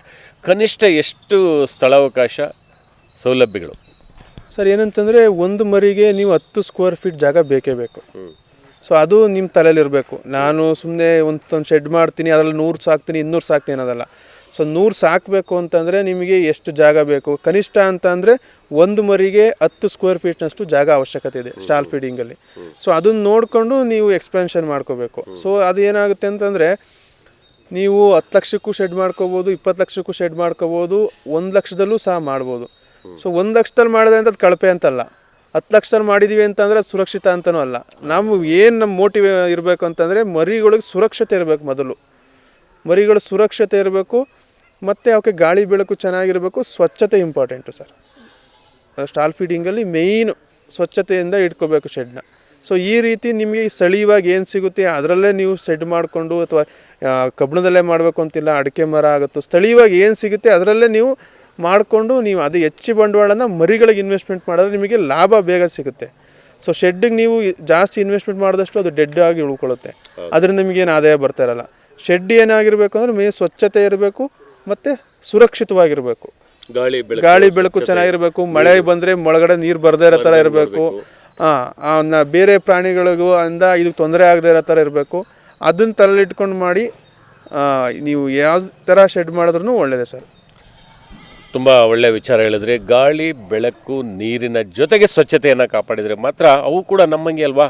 ನಾವು ಕೂಡ ಎಷ್ಟು ಸ್ನಾನ ಮಾಡ್ಕೋತೀವಿ, ಎಷ್ಟು ಸ್ವಚ್ಛವಾಗಿರ್ತೀವಿ, ಆ ಪ್ರಾಣಿಗಳು ಕೂಡ ಅಷ್ಟೇ. ನಾವು ಎಷ್ಟು ಕ್ಲೀನಾಗಿ ನೋಡ್ಕೋತೀವೋ ಅಷ್ಟು ಕೂಡ ನಮಗೆ ಆದಾಯವನ್ನು ತಂದು ಕೊಡ್ತವೆ. ಹಾಗಾದರೆ ಸಂತೋಷ್ ಅವರು ಇದ್ರ ಜೊತೆಗೆ ಏನೇನು ಮಾಡಿದ್ದಾರೆ?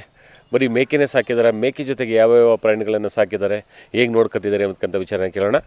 ಈ ಪ್ರಾಣಿಗಳ ಜೊತೆಗೆ ಏನು ಈ ಕುರಿಗಳ ಜೊತೆಗೆ ಅಥವಾ ಮೇಕೆಗಳ ಜೊತೆಗೆ ನೀವು ಕೋಳಿ ಸಾಕ್ತಿದ್ದೀರಾ ಅಂತಕ್ಕಂಥ ವಿಚಾರವನ್ನು ತಮ್ಮ ತಂದೆ ತಾಯಿಗಳಿಂದ ಕೇಳ್ಪಟ್ಟೆ. ಇದ್ರ ಸಂಬಂಧಪಟ್ಟಂಗೆ ವಿಚಾರ ಸರ್. ಕೋಳಿ ನಾವು ಮೇಕೆ ಜೊತೆಗೆ ಹಸುಗಳಿದೆ ನನ್ನ ಹತ್ರ. ಎಷ್ಟು ಹಸುಗಳಿದೆ? ಹಸುಗಳು ಸರ್ 2 ಹಸು ಇದೆ, 2 ಕರು ಇದೆ, ಮತ್ತು 1 ಎಮ್ಮೆ ಇದೆ. ಜೊತೆಗೆ ಒಂದು 40ರಿಂದ 50 ನಾಟಿ ಕೋಳಿ ಸಹ ಇದೆ ಸರ್. ಈ ನಾಟಿ ಕೋಳಿ ಅಂದ ತಕ್ಷಣ ಅದೇ ಕೂಡ ಒಂದು ದೊಡ್ಡ ಪ್ರಾಜೆಕ್ಟು. ನಾಟಿ ಕೋಳಿದು ಕಡಿಮೆ ಪ್ರಾಜೆಕ್ಟ್ ಅಲ್ಲ ಅದು. ನಾಟಿ ಕೋಳಿಗೆ ತುಂಬ ಬೇಡಿಕೆ ಇದೆ ಮಾರುಕಟ್ಟೆಯಲ್ಲಿ. ನಾಟಿ ಕೋಳಿಗೆ ಮುಗಿಲು ಬೀಳ್ತಾರೆ ನಮ್ಮ ಗ್ರಾಹಕರು. ಅಂಥದ್ರಲ್ಲಿ ನಾಟಿ ಕೋಳಿನ ಸಂಬಂಧಪಟ್ಟಂಗೆ ನಿಮಗೆ ಮೇಂಟೆನೆನ್ಸ್ ಹೇಗೆ, ಅದರ ಒಂದು ಮಾರಾಟದ ವಹಿವಾಟು ಹೇಗೆ? ಸರ್ ನಾಟಿ ಕೋಳಿ ನಾವು ಅದ್ರ ಬಗ್ಗೆ ಏನು ಅಷ್ಟು ತಲೆ ಕೆಡಿಸ್ಕೊಂಡು ಮಾಡ್ತಿಲ್ಲ. ಸೊ ಅದು ಆರ್ಗ್ಯಾನಿಕಾಗಿ ಬಿಟ್ಬಿಟ್ಟಿದ್ದೀವಿ. ಅದು ಏನು ಅದಕ್ಕೇನು ಎಕ್ಸ್ಟ್ರಾ ಫೀಡು ಆ ಥರದ್ದೇನಿಲ್ಲ.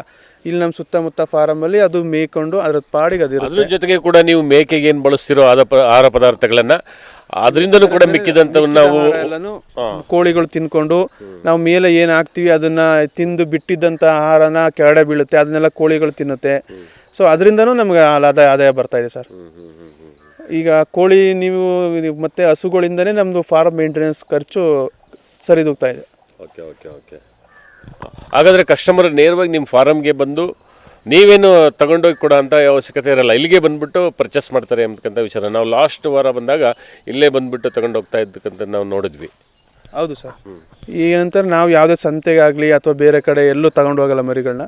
ಯಾರಿಗೆ ಅವಶ್ಯಕತೆ ಇದೆ ಅವ್ರು ನೇರವಾಗಿ ನಮ್ಮ ಹತ್ರ ಬರ್ತಾರೆ, ತಗೊಂಡು ಹೋಗ್ತಾರೆ ಸರ್ ಇಂದನೇ.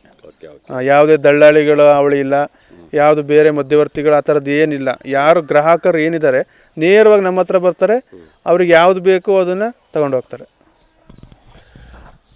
ವೀಕ್ಷಕರೇ, ಈ ಒಂದು ವಿಶಾಲವಾದ ಚಿನ್ಮಯ ಫಾರ್ಮ್ನಲ್ಲಿ ವಿವಿಧ ತಳಿಗಳನ್ನು ನೋಡಿದ್ವಿ.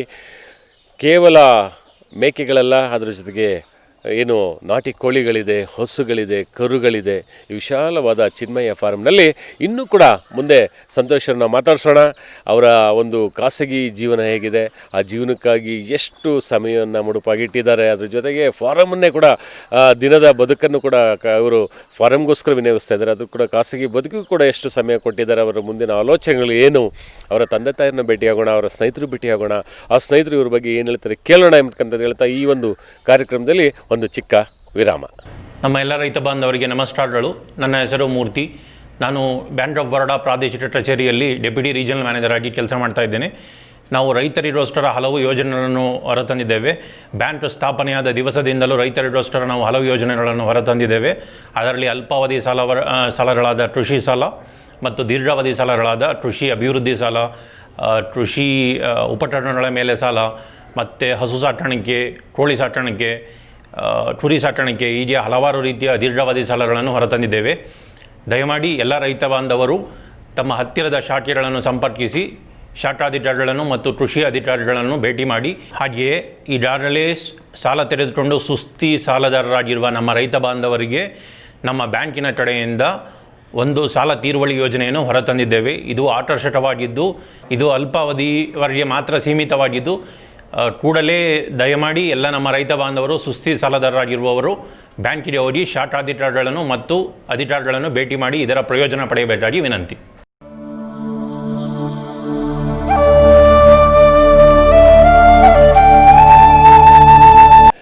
ವೀಕ್ಷಕರೇ, ಇದೊಂದು ವಿಶೇಷವಾದ ತಳಿಯನ್ನು ನಮ್ಮ ಸಂತೋಷ್ ಅವರು ಎಕ್ಸ್ಪ್ಲೈನ್ ಮಾಡ್ತಾರೆ. ಇದು ಯಾವ ತಳಿ, ಹೇಗೆ, ಎಷ್ಟು ಬರುತ್ತೆ, ಎಷ್ಟು ತೂಗುತ್ತೆ, ಈ ನೀವು ನೋಡ್ತಾ ಇರ್ತಕ್ಕಂಥ ಒಂದು ತಳಿ ಎಷ್ಟು ತಿಂಗಳದು ಅಥವಾ ಎಷ್ಟು ವರ್ಷದ್ದು ಎಂಬತಕ್ಕಂಥ ಮಾಹಿತಿನ ತಗೊಳ್ಳೋಣ. ಸಂತೋಷಿ, ಇದ್ರ ಬಗ್ಗೆ ಒಂದು ಮಾಹಿತಿ ಕೊಡಿ ಸರ್. ಜಮುನಾಪಾರಿಲಿ ಹಂಸ ಅಂತ ಕರೀತಾರೆ. ಜಮುನಾಪಾರಿ ಹಂಸ ಅಂತ ಕರೀತಾರೆ. ಸೊ ಇದು ವಿಶೇಷವಾಗಿ ಏನಂತಂದ್ರೆ ನೋಡೋದಕ್ಕೆ ತುಂಬಾ ಸುಂದರವಾಗಿ ಕಾಣುತ್ತೆ. ಬಿಳಿ ಕಲರ್ ಇರುತ್ತೆ, ಮತ್ತೆ ಚರ್ಮ ಪಿಂಕ್ ಸ್ಕಿನ್ ಬರುತ್ತೆ, ಪಿಂಕ್ ಕಲರ್ ಬರುತ್ತೆ ಚರ್ಮ. ಸೊ ಹಂಗಾಗಿ ಇದನ್ನ ಈ ಶೋಕಿಗೆ ಸಾಕೋರು ಜಾಸ್ತಿ, ಒಂಥರ ಖುಷಿಗೆ ಸಾಕೋರು, ಸೌಂದರ್ಯಕ್ಕೆ. ಕಿವಿ ತುಂಬ ಉದ್ದಾಗಿರುತ್ತೆ.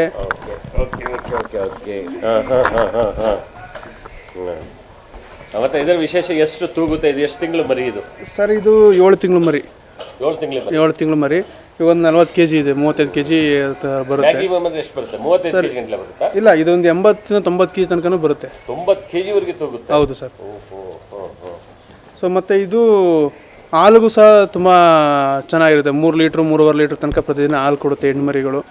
ಸೊ ಹಂಗಾಗಿ ಇದನ್ನು ಹಾಲಿಗೋಸ್ಕರನೂ ಸಾಕ್ತಾರೆ, ಮತ್ತು ಹೆಚ್ಚಾಗಿ ಖುಷಿ ಸಾಕೋರು ಜಾಸ್ತಿ ಇದನ್ನು, ನೋಡೋಕ್ಕೆ ಸುಂದರವಾಗಿರುತ್ತೆ ಅಂತ, ಮತ್ತು ಮಾಂಸಕ್ಕೋಸ್ಕರ ಇದನ್ನು ಸಾಕ್ತಾರೆ. ಮತ್ತು ಈ ಬಕ್ರೀದ್ ಟೈಮಲ್ಲೆಲ್ಲ ತುಂಬ ಬೇಡಿಕೆ ಬರುತ್ತೆ ಈ ಥರ ಸುಂದರವಾಗಿ ಒಳ್ಳೆ ತೂಕ ಇರೋ ಮರಿಗಳಿಗೆ ತುಂಬ ಬೇಡಿಕೆ ಸರ್ ಬೇಗ ಬಕ್ರೀದ್ ಸಮಯದಲ್ಲಿ.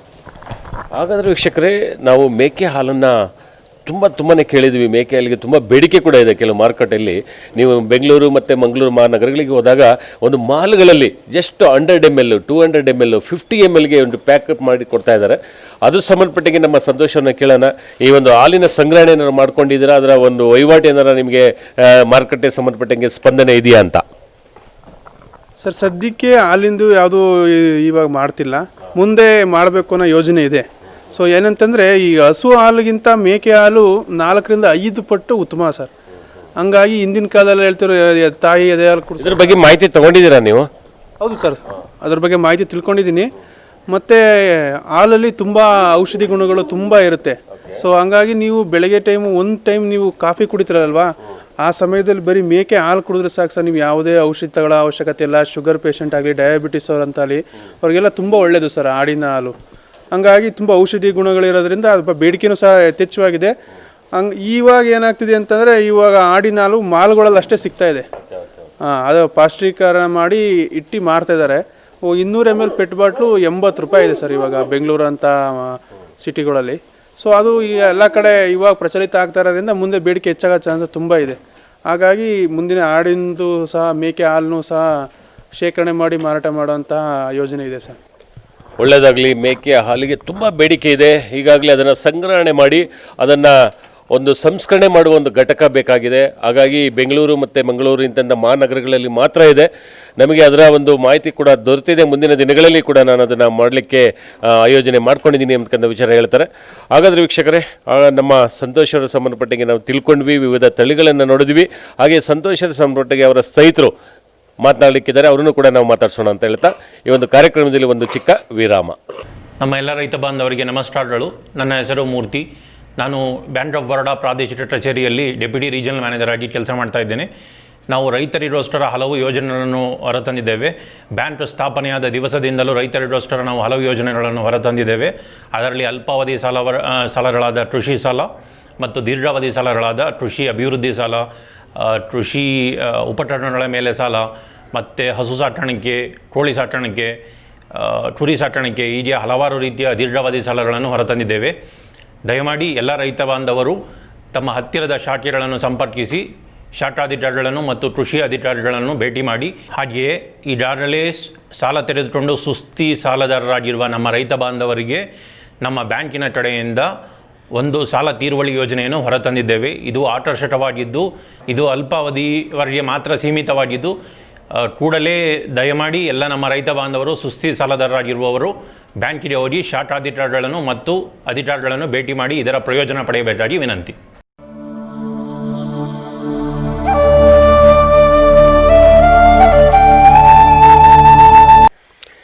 ಯಶಸ್ವಿ ಉದ್ಯಮಿ ಸಂತೋಷ್ ಅವರ ಸಂಬಂಧಪಟ್ಟಂಗೆ ಗ್ರಾಮಸ್ಥರನ್ನ ಕೇಳೋಣ, ಏನಂತಾರೆ. ಸರ್ ನಮಸ್ಕಾರ. ಸರ್ ನಮಸ್ತೆ ಸರ್. ನಮ್ಮ ಹೆಸರು ಸತೀಶ್ ಅಂತ. ಸಂತೋಷರು ಮೊದಲಿಂದಲೂ ಇಲ್ಲೇ ಆಂಧ್ರವಾಡದ ಸ್ಕೂಲಲ್ಲಿ ಓದಿ ITI ಮಾಡಿ ದುಡಿಯೋಕ್ಕೆ ಬೆಂಗಳೂರಿಗೆ ಹೋಗಿದ್ದರು. ಬೆಂಗಳೂರಲ್ಲಿ ದುಡಿಮೆ ಸಾಕಾಗದಲ್ಲೇ ಮತ್ತೆ ಕೃಷಿಲಿ ಕಮ್ಮಿ ಜಮೀನಿದ್ರು ಬಂದು ಕೃಷಿ ಮಾಡ್ಕೊಂಡು ಒಂದು ಫಾರಮ್ ಥರ ಮಾಡಿ ಈಗ ಯಶಸ್ವಿ ಆಗಿ ಎಲ್ಲ ಥರದ್ದು ಫಾರಮಲ್ಲಿ ಮೇಕೆಗಳು ತಂದು ಸಾಕಣೆ ಮಾಡಿ ಎಲ್ಲನೂ ಅನುಕೂಲತೆ ಮಾಡ್ತಾವ್ರೆ ಸರ್. ಪ್ರಾರಂಭದಲ್ಲಿ ಅವರ ಉದ್ದಿಮೆ ಹೇಗಿತ್ತು? ಈಗ ಆಲ್ರೆಡಿ ನಾವು ಕೇಳಿದ್ವಿ 200ರಿಂದ 250 ತಳಿಗಳಿದೆ ಅಂತ ಹೇಳಿದ್ರು. ಪ್ರಾರಂಭದಲ್ಲಿ ಎಷ್ಟು ಹಂತವಾಗಿ ಯಾವ ಥರ ಬೆಳೆದು ಬಂದರು, ಅವರ ವೈಯಕ್ತಿಕವಾಗಿ ಮತ್ತು ಅವರ ಒಂದು ಗ್ರಾಮಸ್ಥರ ಬಗ್ಗೆ ಯಾವ ಥರ ಒಡನಾಟ ಇಟ್ಕೊಂಡಿದ್ದಾರೆ ಅಂತಕ್ಕಂಥ ಒಂದು ವಿಚಾರ. ಸರ್ ಮೊದಲು ಮಾಡಿದಾಗ ಒಂದು 50-100 ತಗೊಂಡು ಹಂಗಂಗೆ ಸಾಕ್ಕೊಂಡು ಅವರೇ ಮೊದಲು ಸಾಕಿ ಅವ್ರ ತಂದೆಯವರು ಹೋಗಿ ಇಲ್ಲೆಲ್ಲ ಸಾಕ್ಕೊಂಡು ಬರ್ತಿದ್ರು.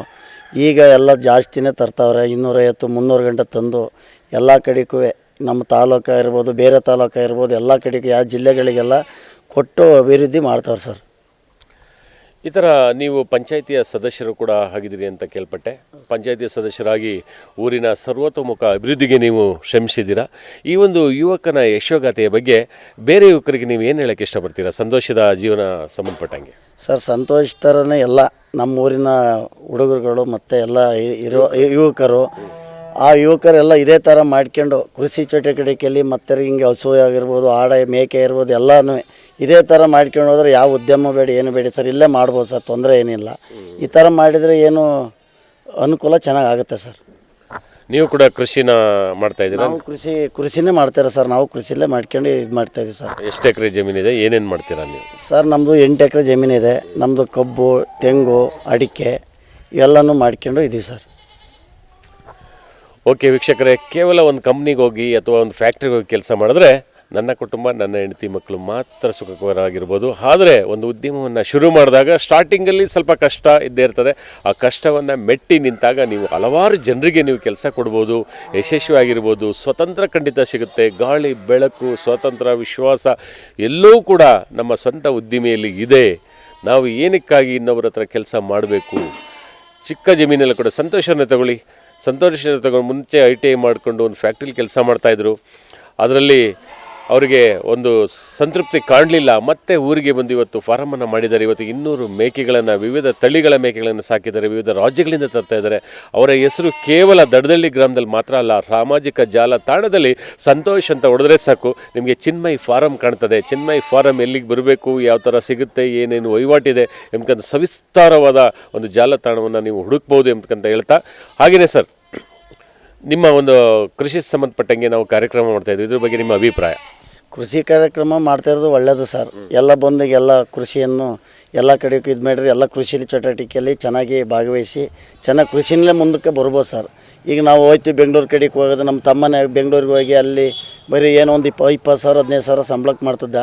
ಇಲ್ಲಿ ಇವತ್ತು ಒಂದು ತಿಂಗಳಿಗೆ 1,00,000 ರೂಪಾಯಿ ದುಡ್ಡನ್ನು, 1,00,000 ರೂಪಾಯಿ ದುಡ್ಡನ್ನು ಯಾವಾರವನ್ನು ಟರ್ನ್ ಓವರ್ ಮಾಡ್ಕೊಂಡು 4 ಜನಕ್ಕೆ, ಒಂದು 4-6 ಜನಕ್ಕೆ ಒಂದು ಉದ್ಯಮ ಕೊಟ್ಕೊಂಡು ಎಲ್ಲ ಮಾಡ್ಕೊಂಡು ಎಲ್ಲ ಮನೇಲಿ ತಂದೆ ತಾಯಿ ಎಲ್ಲ ಸುಖವಾಗಿದ್ದಾರೆ ಸರ್.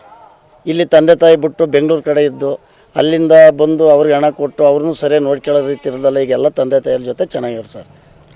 ಸ್ಥಳೀಯವಾಗಿ ಇರ್ತಕ್ಕಂಥ ತಮ್ಮ ಆಸ್ತಿಯಲ್ಲೇ ಸ್ಥಳೀಯವಾಗಿ ದೊರೆತಕ್ಕಂಥ ಸೌಲಭ್ಯಗಳನ್ನು ಉಪಯೋಗಿಸಿಕೊಂಡು ನೀವು ನೆಮ್ಮದಿಯ ಜೀವನವನ್ನು ಖಂಡಿತ ಸಾಗಿಸ್ಬೋದು ಎಂಬತಕ್ಕಂಥ ಅಭಿಪ್ರಾಯವನ್ನು ಶ್ರೀಧರ್ ಹೇಳ್ತಿದ್ದಾರೆ. ಶ್ರೀಧರ್ಗೆ ಸಂತೋಷ್ ಅವರ ಪರವಾಗಿ, ನಮ್ಮ ವಾಹಿನಿಯ ಪರವಾಗಿ ಧನ್ಯವಾದಗಳು ಸರ್. ಕಾರ್ಯಕ್ರಮಕ್ಕೆ ಮತ್ತೆ ಸ್ವಾಗತ. ಬನ್ನಿ ವೀಕ್ಷಕರೇ, ನಮ್ಮ ಚಿನ್ಮಯ್ ಫಾರಮಿನ ವ್ಯವಸ್ಥಾಪಕರ ಖಾಸಗಿ ಬದುಕು ಹೇಗಿದೆ, ಜೀವನದ ಘಟ್ಟವನ್ನು ಅವರು ಅಂದರೆ ಸಾಮಾನ್ಯ ಬೆಳಗಿಂದ ಸಂಜೆವರೆಗೂ ಕೂಡ ಫಾರಮ್ಗಾಗಿಯೇ ತಮ್ಮ ಸಮಯವನ್ನು ಕಳೀತಾ ಇದ್ದಾರೆ. ಹಾಗಾದರೆ ಖಾಸಗಿ ಬದುಕಿನತ್ತ ಅವರ ಪಯಣ ಹೇಗಿದೆ ಅಂತಕ್ಕಂಥ ವಿಚಾರವನ್ನು ತಿಳ್ಕೊಳ್ಳೋಣ. ಸಂತೋಷ್ ಅವರೇ, ನಿಮ್ಮ ಖಾಸಗಿ ಬದುಕು ಹೇಗಿದೆ, ಏನು ನಮ್ಮ ದಿನಚರಿ ಹೇಗಿದೆ?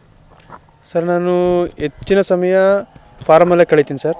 ಅದನ್ನು ಬಿಟ್ಟು ಕೆಲವೊಂದು ಟೈಮು ಪುಸ್ತಕಗಳನ್ನ ಓದ್ತೀನಿ, ನ್ಯೂಸ್ ನೋಡ್ತಾ ಇರ್ತೀನಿ. ಮತ್ತು ಸಾಮಾಜಿಕ ಜಾಲತಾಣದಲ್ಲಿ ಯಾರಾದರೂ ನನಗೆ ಹಾಡು ಹಾಕಿದರೆ ಅದನ್ನು ರೆಸ್ಪಾನ್ಸ್ ಮಾಡಿದಾರಾ, ಏನಾರು ಕಮೆಂಟ್ಸ್ ಹಾಕಿದಾರಾ, ಸೊ ಅವ್ರಿಗೆ ಏನಾರು ಉತ್ತರ ಕೊಡಬೇಕಾ, ಅದ್ರ ಬಗ್ಗೆ ನೋಡ್ತಿರ್ತೀನಿ. ಮತ್ತು ಕೆಲವೊಂದು ಫ್ರೀ ಸಮಯದಲ್ಲಿ ಯಾರು ಸುತ್ತಮುತ್ತ ನಮ್ಮ ಹಳ್ಳಿಯ ಯುವಕರು ಅಥವಾ ಸುತ್ತಮುತ್ತ ಯುವಕರು ಯಾರಾದರೂ ಬಂದರೆ ಅವ್ರ ಜೊತೆ ಸ್ವಲ್ಪ ಸಮಯ ಕಳೆದು ಅವ್ರಿಗೆ ಸಹ ಮಾರ್ಗದರ್ಶನ ನೀಡೋ ಅಂಥ ನಿಟ್ಟಿನಲ್ಲಿ ಯಾರು ನನ್ನ ಮಾತು ಕೇಳ್ತಾರೆ, ಯಾರು ಸ್ಪಂದಿಸ್ತಾರೆ ಅಂಥವ್ರಿಗೆ ಒಳ್ಳೆ ಮಾರ್ಗದರ್ಶನ ನೀಡೋ ಥರ ನನ್ನ ದಿನಚರಿ ರೂಢಿಸ್ಕೊಂಡಿದ್ದೀನಿ ಸರ್. ಒಳ್ಳೆಯ ವಿಚಾರ ನೋಡಿ. ಒಬ್ಬ ಯುವಕ ಬದುಕನ್ನು ಸಾಗಿಸಿ ಒಂದು ಬದುಕಿನಲ್ಲಿ ಸರ್ವತೋಮುಖ ಅಭಿವೃದ್ಧಿಯನ್ನು ಕಂಡ್ರೆ ಅಕ್ಕಪಕ್ಕ ಇರ್ತಕ್ಕಂಥ ಹಲವಾರು ಯುವಕರನ್ನು ಒಟ್ಟಿಗೆ ಸೇರಿಸಿ ಅವ್ರಿಗೂ ಕೂಡ ಮಾರ್ಗದರ್ಶನ ಕೊಡ್ತೀನಿ ಎಂಬತಕ್ಕಂಥ ವಿಚಾರವನ್ನು ಹೇಳ್ತಾರೆ. ದಿನದ ಬಹುಪಾಲು ಸಮಯವನ್ನು ನಾನು ನನ್ನ ಫಾರಮ್ಗೆ ಕೂಡ ಕೊಡ್ತೀನಿ. ನನಗೆ ಸ್ನೇಹಿತರಾಗಿದ್ದಾರೆ, ಕೇವಲ ಅವು ಪ್ರಾಣಿಗಳಲ್ಲ, ಸ್ನೇಹಿತರ ಥರ ನಾನು ಟ್ರೀಟ್ ಮಾಡ್ತೀನಿ. ಅಷ್ಟು ತಳಿಗಳನ್ನು ನಾನು ನೋಡ್ಕೋಬೇಕು ಅಂತಂದರೆ ಸಾಕಷ್ಟು ಸಮಯವನ್ನು ನಾನು ಕೊಡಲೇಬೇಕಾಗ್ತದೆ ಅಂತಕ್ಕಂಥ ವಿಚಾರವನ್ನು ಹೇಳಿದ್ರು. ಹಾಗೆಯೇ ನನ್ನ ಮಾತನ್ನು ಕೇಳ್ತಕ್ಕಂಥ ಯುವಕರಿಗೂ ಕೂಡ ಮಾರ್ಗದರ್ಶನ ನೋಡ್ತೀನಿ. ಫ್ರೀ ಟೈಮ್ನಲ್ಲಿ ನಾನು ಬುಕ್ಸನ್ನು ಓದೋಂಥದ್ದು, ಸಾಮಾಜಿಕ ಜಾಲತಾಣವನ್ನು ನೋಡೋಂಥದ್ದು, ನನ್ನ ಸಾಮಾಜಿಕ ಜಾಲತಾಣದಲ್ಲಿ ನನ್ನ ಒಂದು ಅಕೌಂಟಿಗೆ ಬರ್ತಕ್ಕಂಥ ಪ್ರಶ್ನೆಗಳೇನಾದ್ರು ಇದ್ದರೆ ಅದಕ್ಕೆ ಉತ್ತರವನ್ನು ಕೊಡೋಂಥದ್ದು, ಇದನ್ನೆಲ್ಲ ನಾನು ಮಾಡ್ತೀನಿ ಅಂತಕ್ಕಂಥ ವಿಚಾರ ಹೇಳಿದ್ದಾರೆ. ನಮ್ಮ ಸಂತೋಷಕ್ಕೆ ಸಂಬಂಧಪಟ್ಟಂಗೆ ಹಲವಾರು ಯುವಕರನ್ನು ಮಾತಾಡ್ಸಿದ್ವಿ, ಹಲವಾರು ಜನರನ್ನು ಮಾತಾಡ್ಸಿದ್ವಿ, ಅವರ ಅಭಿಪ್ರಾಯನ ಕೇಳಿದ್ವಿ. ಮತ್ತೋರ್ವ ವ್ಯಕ್ತಿ ನಮ್ಮ ಜೊತೆಗಿದ್ದಾರೆ, ಪರಮೇಶ್ ಅಂತ ಹೇಳಿ, ಅವರನ್ನು ಮಾತಾಡ್ಸೋಣ. ಸಂತೋಷ್ ಅವ್ರ ಸಂಬಂಧಪಟ್ಟಂಗೆ ವಿಚಾರ ತಿಳ್ಕೊಳ್ಳೋಣ. ಸರ್ ನಮಸ್ಕಾರ. ಸರ್ ನಮಸ್ಕಾರ. ಈ ಒಂದು ಚಿನ್ಮಯ್ ಫಾರಮ್ಗೆ ನಾವು ಬೆಳಗಿಂದನೇ ಬಂದುಬಿಟ್ಟು ಅವರ ವಿಚಾರವನ್ನೆಲ್ಲ ತಿಳ್ಕೊಂಡು ಅವರ ಫಾರಮ್ ಸಂಬಂಧಪಟ್ಟಂಗೆ, ಅವರ ತಳಿಗಳಿಗೆ ಸಂಬಂಧಪಟ್ಟಂಗೆ, ಹಸುಗಳು ಮತ್ತು ಕೋಳಿಗಳು ಇವನ್ನೆಲ್ಲ ಸಾಕಿದ್ದಾರೆ ಅವರು, ಆಯಿತಾ. ಈ ನಮ್ಮ ಸಂತೋಷ ಸಂಬಂಧಪಟ್ಟಂಗೆ 2 ಮಾತುಗಳು. ಈ ಸಂತೋಷು ಆಗ್ಲಿಂದಲೂ ತುಂಬ ಕಷ್ಟಪಡ್ತಾ ಇದ್ದಾನೆ. ಈಗ ಫಾರಮ್ಮು 4 ಹಸು, ಕುರಿ, ಒಂದು 400 ಮೇಕೆಗಳು ತಂದು ಕೆಲಸ ಮಾಡ್ತಾ ಇದ್ದಾನೆ. ಚೆನ್ನಾಗಿ ಮಾಡ್ಕೊಂಡಿದ್ದಾನೆ. ಅವ್ರು ನೋಡಿದ್ರೆ ಊರಿನ ಬೇರೆ ಯುವಕರಿಗೆ ಒಂದು ಮಾದರಿಯಾಗಿದ್ದಾರೆ ಅನ್ಸುತ್ತಲ್ವಾ? ಇವ್ನು ನೋಡಿದ್ರೆ ತುಂಬ ಸ್ಫೂರ್ತಿ ಮಾದರಿ ಆಗಿದ್ದಾನೆ. ಹುಡುಗರೆಲ್ಲ ಚೆನ್ನಾಗಿದ್ದಾರೆ, ಮಾಡಬೇಕು ಅನ್ಕೋತಾರೆ. ನೋಡಿ ಎಲ್ಲ ಮಾದರಿ ಆಯ್ತಾ ಇದ್ದಾನೆ. ಈಗೀಗ ಎಲ್ಲ ಚೆನ್ನಾಗಿ ಮರಿಗಳನ್ನ ಸಾಕೋದು ಎಲ್ಲ ಮಾಡ್ತಾ ಇದ್ದಾನೆ. ಈ ಸಂತೋಷನ ನೋಡ್ಕೊಂಡು ಬೇರೆ ಯುವಕರು ಏನನ್ನು ಅಳವಡಿಸ್ಕೋಬೋದು? ಇವನು ಮುಂಚೆ ಬೆಂಗಳೂರಲ್ಲಿದ್ದ, ಈಗ ಇಲ್ಲಿ ಕುರಿ ಫಾರಮ್ ಮಾಡ್ಕೊಂಡು ಒಳ್ಳೆ ಆರಾಮಾಗಿ ಸೆಟ್ಲ್ ಆಗಿದ್ದಾನೆ. ಇವ್ನು ನೋಡಿ ಎಲ್ಲ ಬೆಂಗಳೂರು ಬಿಟ್ಟು ಬಂದವರೆಲ್ಲ ಯೂತು ನಾವು ಮಾಡ್ಕೊಂಡಿರ್ಬೇಕು ಅಂತ ನೋಡ್ತಾ ಇದ್ದಾರೆ, ಮಾಡಬೇಕು ಅಂದ್ಕೊಂಡಿದ್ದಾರೆ, ಮಾಡ್ತಾರೆ ಅನಿಸುತ್ತೆ ಮುಂದೆ. ಊರು ಬಿಟ್ಟು ದೂರದ ಊರಿಗೆ ಹೋಗಿದ್ದಂಥವ್ರಿಗೆ ಒಂದು ಅವರು ಮಾರ್ಗದರ್ಶನ ನೀಡಿ ಮತ್ತೆ ಊರಿಗೆ ಬಂದ್ಬಿಟ್ಟು ಯಾವ್ದಾರ ಒಂದು ಉದ್ದಿಮೆಯನ್ನು ಶುರು ಮಾಡುವಲ್ಲಿ ಅವರ ಪ್ರಮುಖ ಪಾತ್ರ. ಉದಾಹರಣೆ ನಮ್ಮ ಸಂತೋಷನ ತಗೋಬೋದಾ? ಹೌದೌದು, ಖಂಡಿತ. ಓಕೆ, ನೀವು ಗ್ರಾಮಸ್ಥರಾಗಿ ನಿಮ್ಮ ಗ್ರಾಮೀಣ ಜನರಿಗೆ ಏನು ಹೇಳೋಕ್ಕೆ ಇಷ್ಟಪಡ್ತೀರಾ? ಏನು ಹೇಳೋದು, ಎಲ್ಲ ಮಾಡ್ಕೊಳ್ಳಿ, ನೋಡಿ ಸಂತೋಷ ನೋಡಿ ಎಲ್ಲ ಮಾಡ್ಕೊಳ್ಳಿ ಅಂತ ಹೇಳ್ಬೋದು. ಪರಮೇಶ್ವರನ್ ನೀವೇನು ಮಾಡ್ತಾ ಇದ್ದೀರಾ? ನಾನು ಲಾರಿ ಇದೆ, ಲಾರಿ ಓಡಿಸ್ತಾ ಇದ್ದೀನಿ. ಅದ್ರ ಜೊತೆಗೆ ಕೃಷಿನೂ ಕೂಡ ಮಾಡ್ತಾ ಇದ್ದೀರಾ? ಹಸು ಇದೆ ನಂದು, ಹಸುಗಳಿದೆ ಮನೇಲಿ, ಹಸುಗಳು ನೋಡ್ಕೊಂಡಿದ್ದೀವಿ, ಲಾರಿ ಇದೆ ಮಾಡ್ಕೊಂಡಿದ್ದೀವಿ. ಸಂತೋಷ್ ಅವರಿಗೆ ಧನ್ಯವಾದಗಳನ್ನು ತಿಳಿಸೋಣ. ಹಾಗೆಯೇ ಊರಿನ ಯುವಕರು ದೂರ ದೂರ ಊರುಗಳಿಗೆ ಹೋಗಿ ಉದ್ಯೋಗವನ್ನು ಆಧರಿಸಿ ನೀವು ಕೆಲಸ ಮಾಡಿಕೊಂಡು ದುಡಿಯೋದು ಅಷ್ಟೇ ಇದೆ. ನೇರವಾಗಿ ಊರಿಗೆ ಬಂದು ನೀವು ತಂದೆ ತಾಯಿ ಜೊತೆ ಕುಟುಂಬದ ಜೊತೆ ಸಂತೋಷವಾಗಿರ್ಬೋದು, ಚಿಕ್ಕ ಪುಟ್ಟ ಕೆಲಸಗಳನ್ನೇ ಮಾಡ್ಕೊಳ್ಬೋದು. ಅದಕ್ಕೆ ಉದಾಹರಣೆಗೆ ನಮ್ಮ ಸಂತೋಷ್ ಅಂತ ವಿಚಾರವನ್ನು ಹೇಳ್ತಾರೆ. ಅವರಿಗೆ ನಾವು ನಮ್ಮ ಕಾರ್ಯಕ್ರಮದಲ್ಲಿ ಒಂದು ಅಭಿನಂದನೆಗಳನ್ನು ತಿಳಿಸು ಸರ್. ನಮಸ್ಕಾರ. ಕಾರ್ಯಕ್ರಮಕ್ಕೆ ಮತ್ತೆ ಸ್ವಾಗತ. ನಮ್ಮ ಸಂತೋಷರ ಬಗ್ಗೆ ಕೆಲವು ಅಭಿಪ್ರಾಯಗಳನ್ನು ತಿಳಿಸ್ಲಿಕ್ಕೆ ಅಂತ ಹೇಳ್ಬಿಡಿ ಅವರ ಸ್ನೇಹಿತರಿದ್ದಾರೆ. ಅವರ ಸ್ನೇಹಿತರನ್ನ ಮಾತಾಡ್ಸೋಣ. ಸರ್ ನಮಸ್ಕಾರ. ಸರ್ ನಮಸ್ತೆ. ಸರ್, ಸಂತೋಷ್ ಅವರು ಇವತ್ತು ದಡದಳ್ಳಿ ಗ್ರಾಮದಲ್ಲಿ ತುಂಬ ಒಂದು ಉನ್ನತ ಮಟ್ಟದಲ್ಲಿ ತಮ್ಮ ಫಾರಮನ್ನು ಬೆಳವಣಿಗೆ ಮಾಡಿದ್ದಾರೆ. ಅವರ ಮತ್ತು ಸಾಮಾಜಿಕ ಜಾಲತಾಣದಲ್ಲೂ ಕೂಡ ಆ ವೆಬ್ಸೈಟನ್ನು ನೋಡಿದ್ರೆ ಸಾಕು, ದಡದಳ್ಳಿ ಗ್ರಾಮ ಶೋ ಆಗುತ್ತೆ. ಇದು ಕೇವಲ ಅವರ ಕುಟುಂಬಕ್ಕೆ ಸಹ ಮಾತ್ರ ಅಲ್ಲ, ಒಂದು ಇಡೀ ಗ್ರಾಮಕ್ಕೆ ತಂದಂಥ ಒಂದು ಸಂತೋಷದ ವಿಚಾರ. ಇದ್ರ ಸಂಬಂಧಪಟ್ಟಂಗೆ ತಮ್ಮ ಅಭಿಪ್ರಾಯ ಏನು ಸರ್? ಸರ್, ಸಂತೋಷು 2 ವರ್ಷದಿಂದ ಬೆಂಗಳೂರಲ್ಲಿದ್ದರು. ಬೆಂಗಳೂರಿಂದ ಬಂದು ಫಾರಮ್ ಮಾಡಿದರು. ಇವತ್ತು ತುಂಬ ಚೆನ್ನಾಗಿದ್ದಾರೆ. ಒಂದು ತಿಂಗಳಲ್ಲಿ ವರ್ಷದಲ್ಲಿ ಅಪಾರ ಆದಾಯ ಬರ್ತಾಯಿದೆ. 2-3 ಲಕ್ಷ ಗಂಟೆ ಆದಾಯ ಮಾಡ್ತಾರೆ ಒಂದು ತಿಂಗಳಲ್ಲಿ. ಬೆಂಗಳೂರಲ್ಲಿ ಬರೀ ಏನು 25,000-30,000 ಸಾವಿರ ದುಡಿತಿದ್ರು. 2 ವರ್ಷದಿಂದ ಇಲ್ಲಿಗೆ ಹೆಚ್ಚು ಕಡಿಮೆ ಒಂದು 10-20 ಲಕ್ಷ ಸಂಪಾದನೆ ಮಾಡಿದ್ದಾರೆ. ತುಂಬ ಚೆನ್ನಾಗಿದ್ದಾರೆ. ಈ ಫಾರಮ್ಮು ತಡದಳ್ಳಿ ಗ್ರಾಮಕ್ಕೆ ಸೀಮಿತ ಅಲ್ಲ, ಚನ್ನರಾಯಪಟ್ಟಣ ತಾಲೂಕಲ್ಲೇ ಯಾರೂ ಇಷ್ಟು ನೀಟಾಗಿ ಮಾಡಿಲ್ಲ.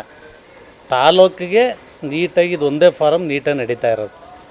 ಬೇರೆ ಕಡೆ ಎಲ್ಲ ಮಾಡಿದರು, ಅವರೆಲ್ಲ ಬರೀ ಲೋನ್ ಪರ್ಪಸಿಗೆ ಮಾತ್ರ ಮಾಡಿಬಿಟ್ಟು ಎಲ್ಲ ಲಾಸ್ ಮಾಡ್ಕೊಂಡು ಬಿಟ್ಬಿಟ್ರು. ಈಗ ಚನ್ನರಾಯಪಟ್ಟಣ ತಾಲೂಕಲ್ಲಿ ದಡದಳ್ಳಿ ಗ್ರಾಮದ ಸಂತೋಷ್ ಅಂತ ಭಾರಿ ನೀಟಾಗಿ ಮಾಡ್ತಿದ್ದಾರೆ ಸರ್. ಸಂತೋಷ್ ಎಂಬತಕ್ಕಂಥ ಹೆಸರು ಕೇವಲ ನಮ್ಮ ಗ್ರಾಮಕ್ಕೆ ಮಾತ್ರ ಅಲ್ಲ, ನಮ್ಮ ತಾಲೂಕಿಗೆ, ನಮ್ಮ ಜಿಲ್ಲೆಗೆ ಹೆಮ್ಮೆಯ ಹೆಸರು ಎಂಬತಕ್ಕಂಥ ವಿಚಾರವನ್ನು ಶ್ರೀಯುತರು ಮನದಾಳದ ಮಾತಾಗಿ ಹೇಳ್ತಾ ಇದ್ದಾರೆ. ಹಾಗಾದರೆ ಈ ಸಂತೋಷ್ ಸಂಬಂಧಪಟ್ಟಂಥ ವಿಚಾರದ ಸಂಬಂಧಪಟ್ಟಂಗೆ ನಮ್ಮ ಗ್ರಾಮೀಣ ಯುವಕರಿಗೆ ಏನು ಹೇಳೋಕ್ಕೆ ಇಷ್ಟಪಡ್ತೀರಾ? ಯುವಕರು ಸರ್, ದಡದಳ್ಳಿಲಿ 100-200 ಜನ ಯುವಕರಿದ್ದಾರೆ. ಎಲ್ಲ ಸುಮ್ಮನೆ ಸರ್, ಓದಿಲ್ಲ, ಸುಮ್ಮನೆ ಹಿಂಗೆ ತಿರ್ಗೋದು ಬಿಟ್ರೆ ಒಂದು ಅಭಿವೃದ್ಧಿ ಮಾಡ್ತಾಯಿಲ್ಲ. ದಡದಳ್ಳಿ ಗ್ರಾಮ ಅಂದರೆ ಏನು ಸೀಮಿತ ಅಂದರೆ ಪ್ರತಿಯೊಬ್ಬ ಮನುಷ್ಯನೂ 500-200, 350, 1000, 1,500 ಟನ್ ಗಂಟ ಕಬ್ಬನ್ನು ಬೆಳೀತಾರೆ. ಈ ಥರ ಇದನ್ನು ಯಾರೂ ಮಾಡಿಲ್ಲ.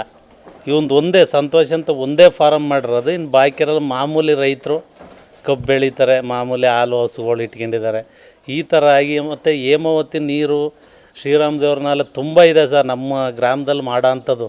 ಆದರೆ ಯುವಕರು ಮಾಡಲ್ವಲ್ಲ.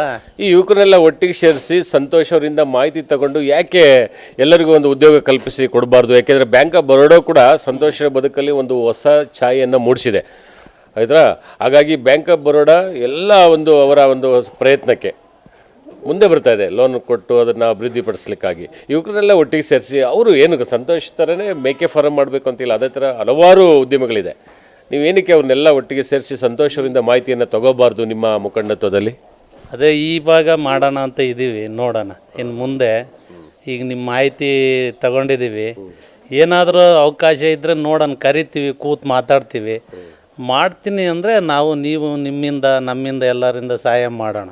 ಇಲ್ಲ, ಸಂತೋಷವನ್ನು ನಾನು ಮಾತಾಡಿಸಿದಾಗ ಅವ್ರು ಹೇಳಿದರು, ನಾನು ಒಬ್ಬನೇ ಬೆಳವಣಿಗೆ ಮಾಡಿದರೆ ಆಗಲ್ಲ, ಖಂಡಿತವಾಗ್ಲೂ ನನ್ನ ಮಾತನ್ನು ಕೇಳು ಎಷ್ಟೇ ಜನ ಬರಲಿ, ನನಗೆ ಆಗ್ತಕ್ಕಂಥ ಒಂದು ಅನುಭವವನ್ನು ತಿಳಿಸ್ಕೊಡ್ತೀನಿ ಎಂಬತಕ್ಕಂಥ ವಿಚಾರವನ್ನು ಅವರು ಹೇಳಿದ್ದಾರೆ.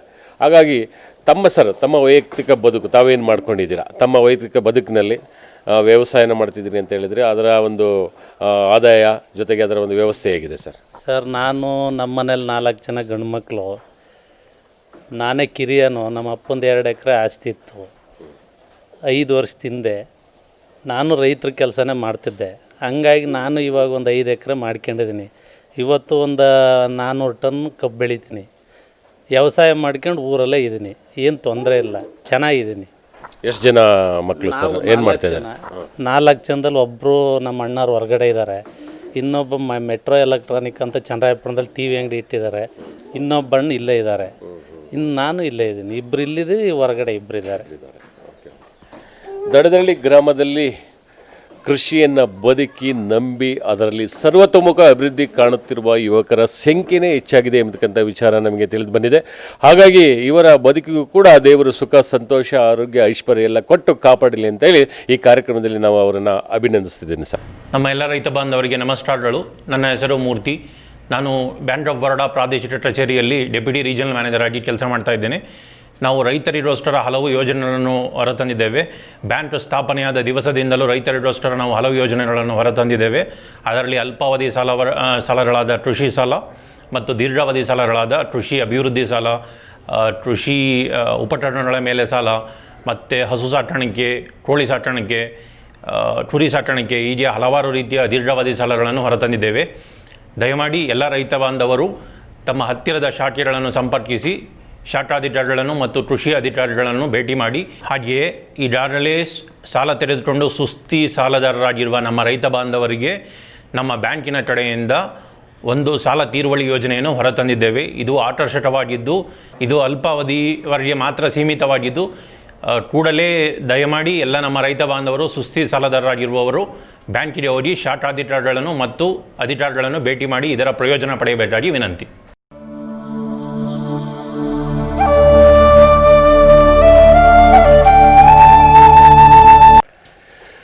ವೀಕ್ಷಕರೇ, ನಮ್ಮ ಸಂತೋಷ್ ಅವರ ಫಾರಮನ್ನು ನೋಡಿದ್ವಿ, ವಿವಿಧ ಜಾತಿಯ ತಳಿಗಳನ್ನು ನೋಡಿದ್ವಿ, ಮತ್ತು ಹಾಗೆಯೇ ಅವರ ಉಸ್ತುವಾರಿ 200 ಮರಿಗಳನ್ನು ಸಾಕಬೇಕಂದ್ರೆ ತುಂಬ ಚಿಕ್ಕ ಪುಟ್ಟ ಕೆಲಸ ಅಲ್ಲ. ಅದು ಅವರ ಉಸ್ತುವಾರಿಯಾಗಿದೆ, ಅವರ ಫ್ಯಾಮಿಲಿ ಕಮಿಟ್ಮೆಂಟ್ ಆಗಿದೆ, ಅವರ ಪರ್ಸನಲ್ ಲೈಫ್ ಆಗಿದೆ. ಮತ್ತು ಅವರ ಸಂಬಂಧಪಟ್ಟಂಗೆ ಊರನ್ನು ಕೂಡ ನಾವು ಮಾತಾಡಿಸಿದ್ವಿ. ಹಾಗೆ ನೀವು ಡಿಜಿಟಲ್ ಮಾರ್ಕೆಟ್ ಸಂಬಂಧಪಟ್ಟಂಗೆ ಡಿಜಿಟಲ್ ಮಾರ್ಕೆಟು ತಮ್ಮ ವಹಿವಾಟಲ್ಲಿ ಎಷ್ಟು ಪ್ರಮುಖ ಪಾತ್ರವನ್ನು ವಹಿಸಿದೆ ಅಂತಕ್ಕಂಥ ವಿಚಾರ ತಿಳ್ಕೊಳ್ಳೋಣ. ಸರ್, ಈ ಫೇಸ್ಬುಕ್ಕು, ವಾಟ್ಸಪ್ಪು, ಇನ್ಸ್ಟಾಗ್ರಾಮಿಂದ ನಿಮಗೇನು ಉಪಯೋಗ ಆಗ್ತಿದೆಯಾ ಸರ್? ಖಂಡಿತ ಸರ್.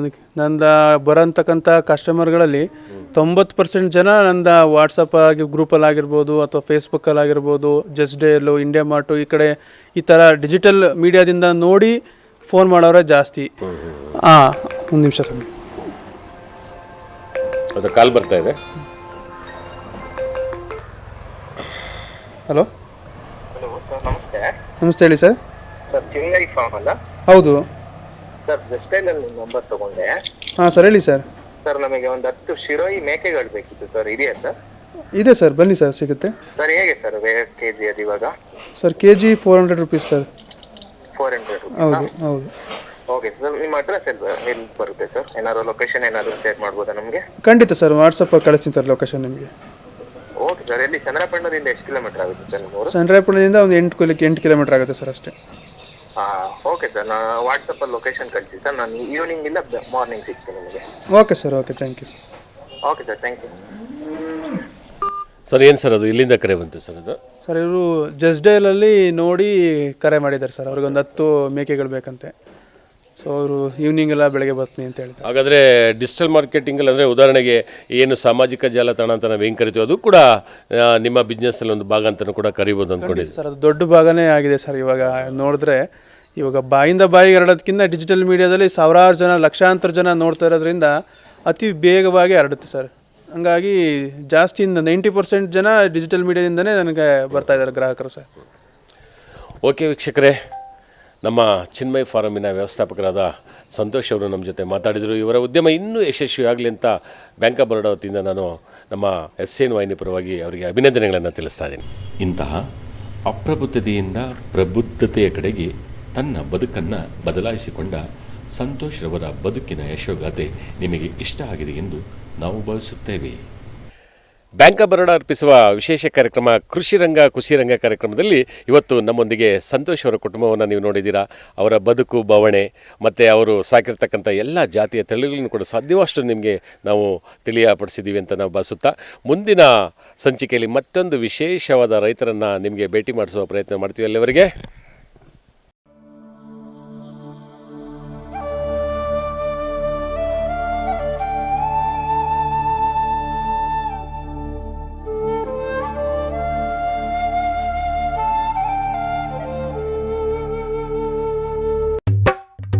ಈ ಭುವಿಯಲ್ಲಿ ಬೆಳೆಯಲು ಎಲ್ಲ ಕಾಯಕ್ಕೆ ಒಂದೇ ಆಧಾರ, ಒಂದೇ ಆಧಾರ. ಆ ನಾಳೆಯ ಕಾಣಲು ಬೇಕಿಹುದು ಪರಿಶುದ್ಧ ಆಹಾರ, ಪರಿಶುದ್ಧ ಆಹಾರ. ಈ ಮಣ್ಣು, ಈ ಗಾಳಿ, ಈ ನೀರು ಕಾರಣ ನೀ ತಿಳಿ. ಇದರಲ್ಲಿಯೇ ತನ್ನ ಬಾಳಿನ ಸರಿ ಅರ್ಥ ಕಂಡವನೀತ. ಜಗದ ವೃದ್ಧಿಯಲ್ಲಿ ಭಾಗಿ ಅವನೇ ನೇಗಿಲ ಯೋಗಿ. ಜಗದ ವೃದ್ಧಿಯಲ್ಲಿ ಭಾಗಿ ಅವನೇ ನೇಗಿಲ ಯೋಗಿ. ವೀಕ್ಷಕರೇ, ಇವತ್ತಿನ ದಿನ ಒಬ್ಬ ಯಶಸ್ವಿ ರೈತ, ಯುವಕ, ಜೀವನದಲ್ಲಿ ನಾನಾ ಆಸೆಗಳನ್ನು ಇಟ್ಟು ಚಿನ್ಮಯ್ ಫಾರಮಿನಲ್ಲಿ ಯಶೋಗಾಥೆಯನ್ನು ನಾವು ನಿಮಗೆ ತೋರಿಸ್ತಾ ಇದ್ದೀವಿ.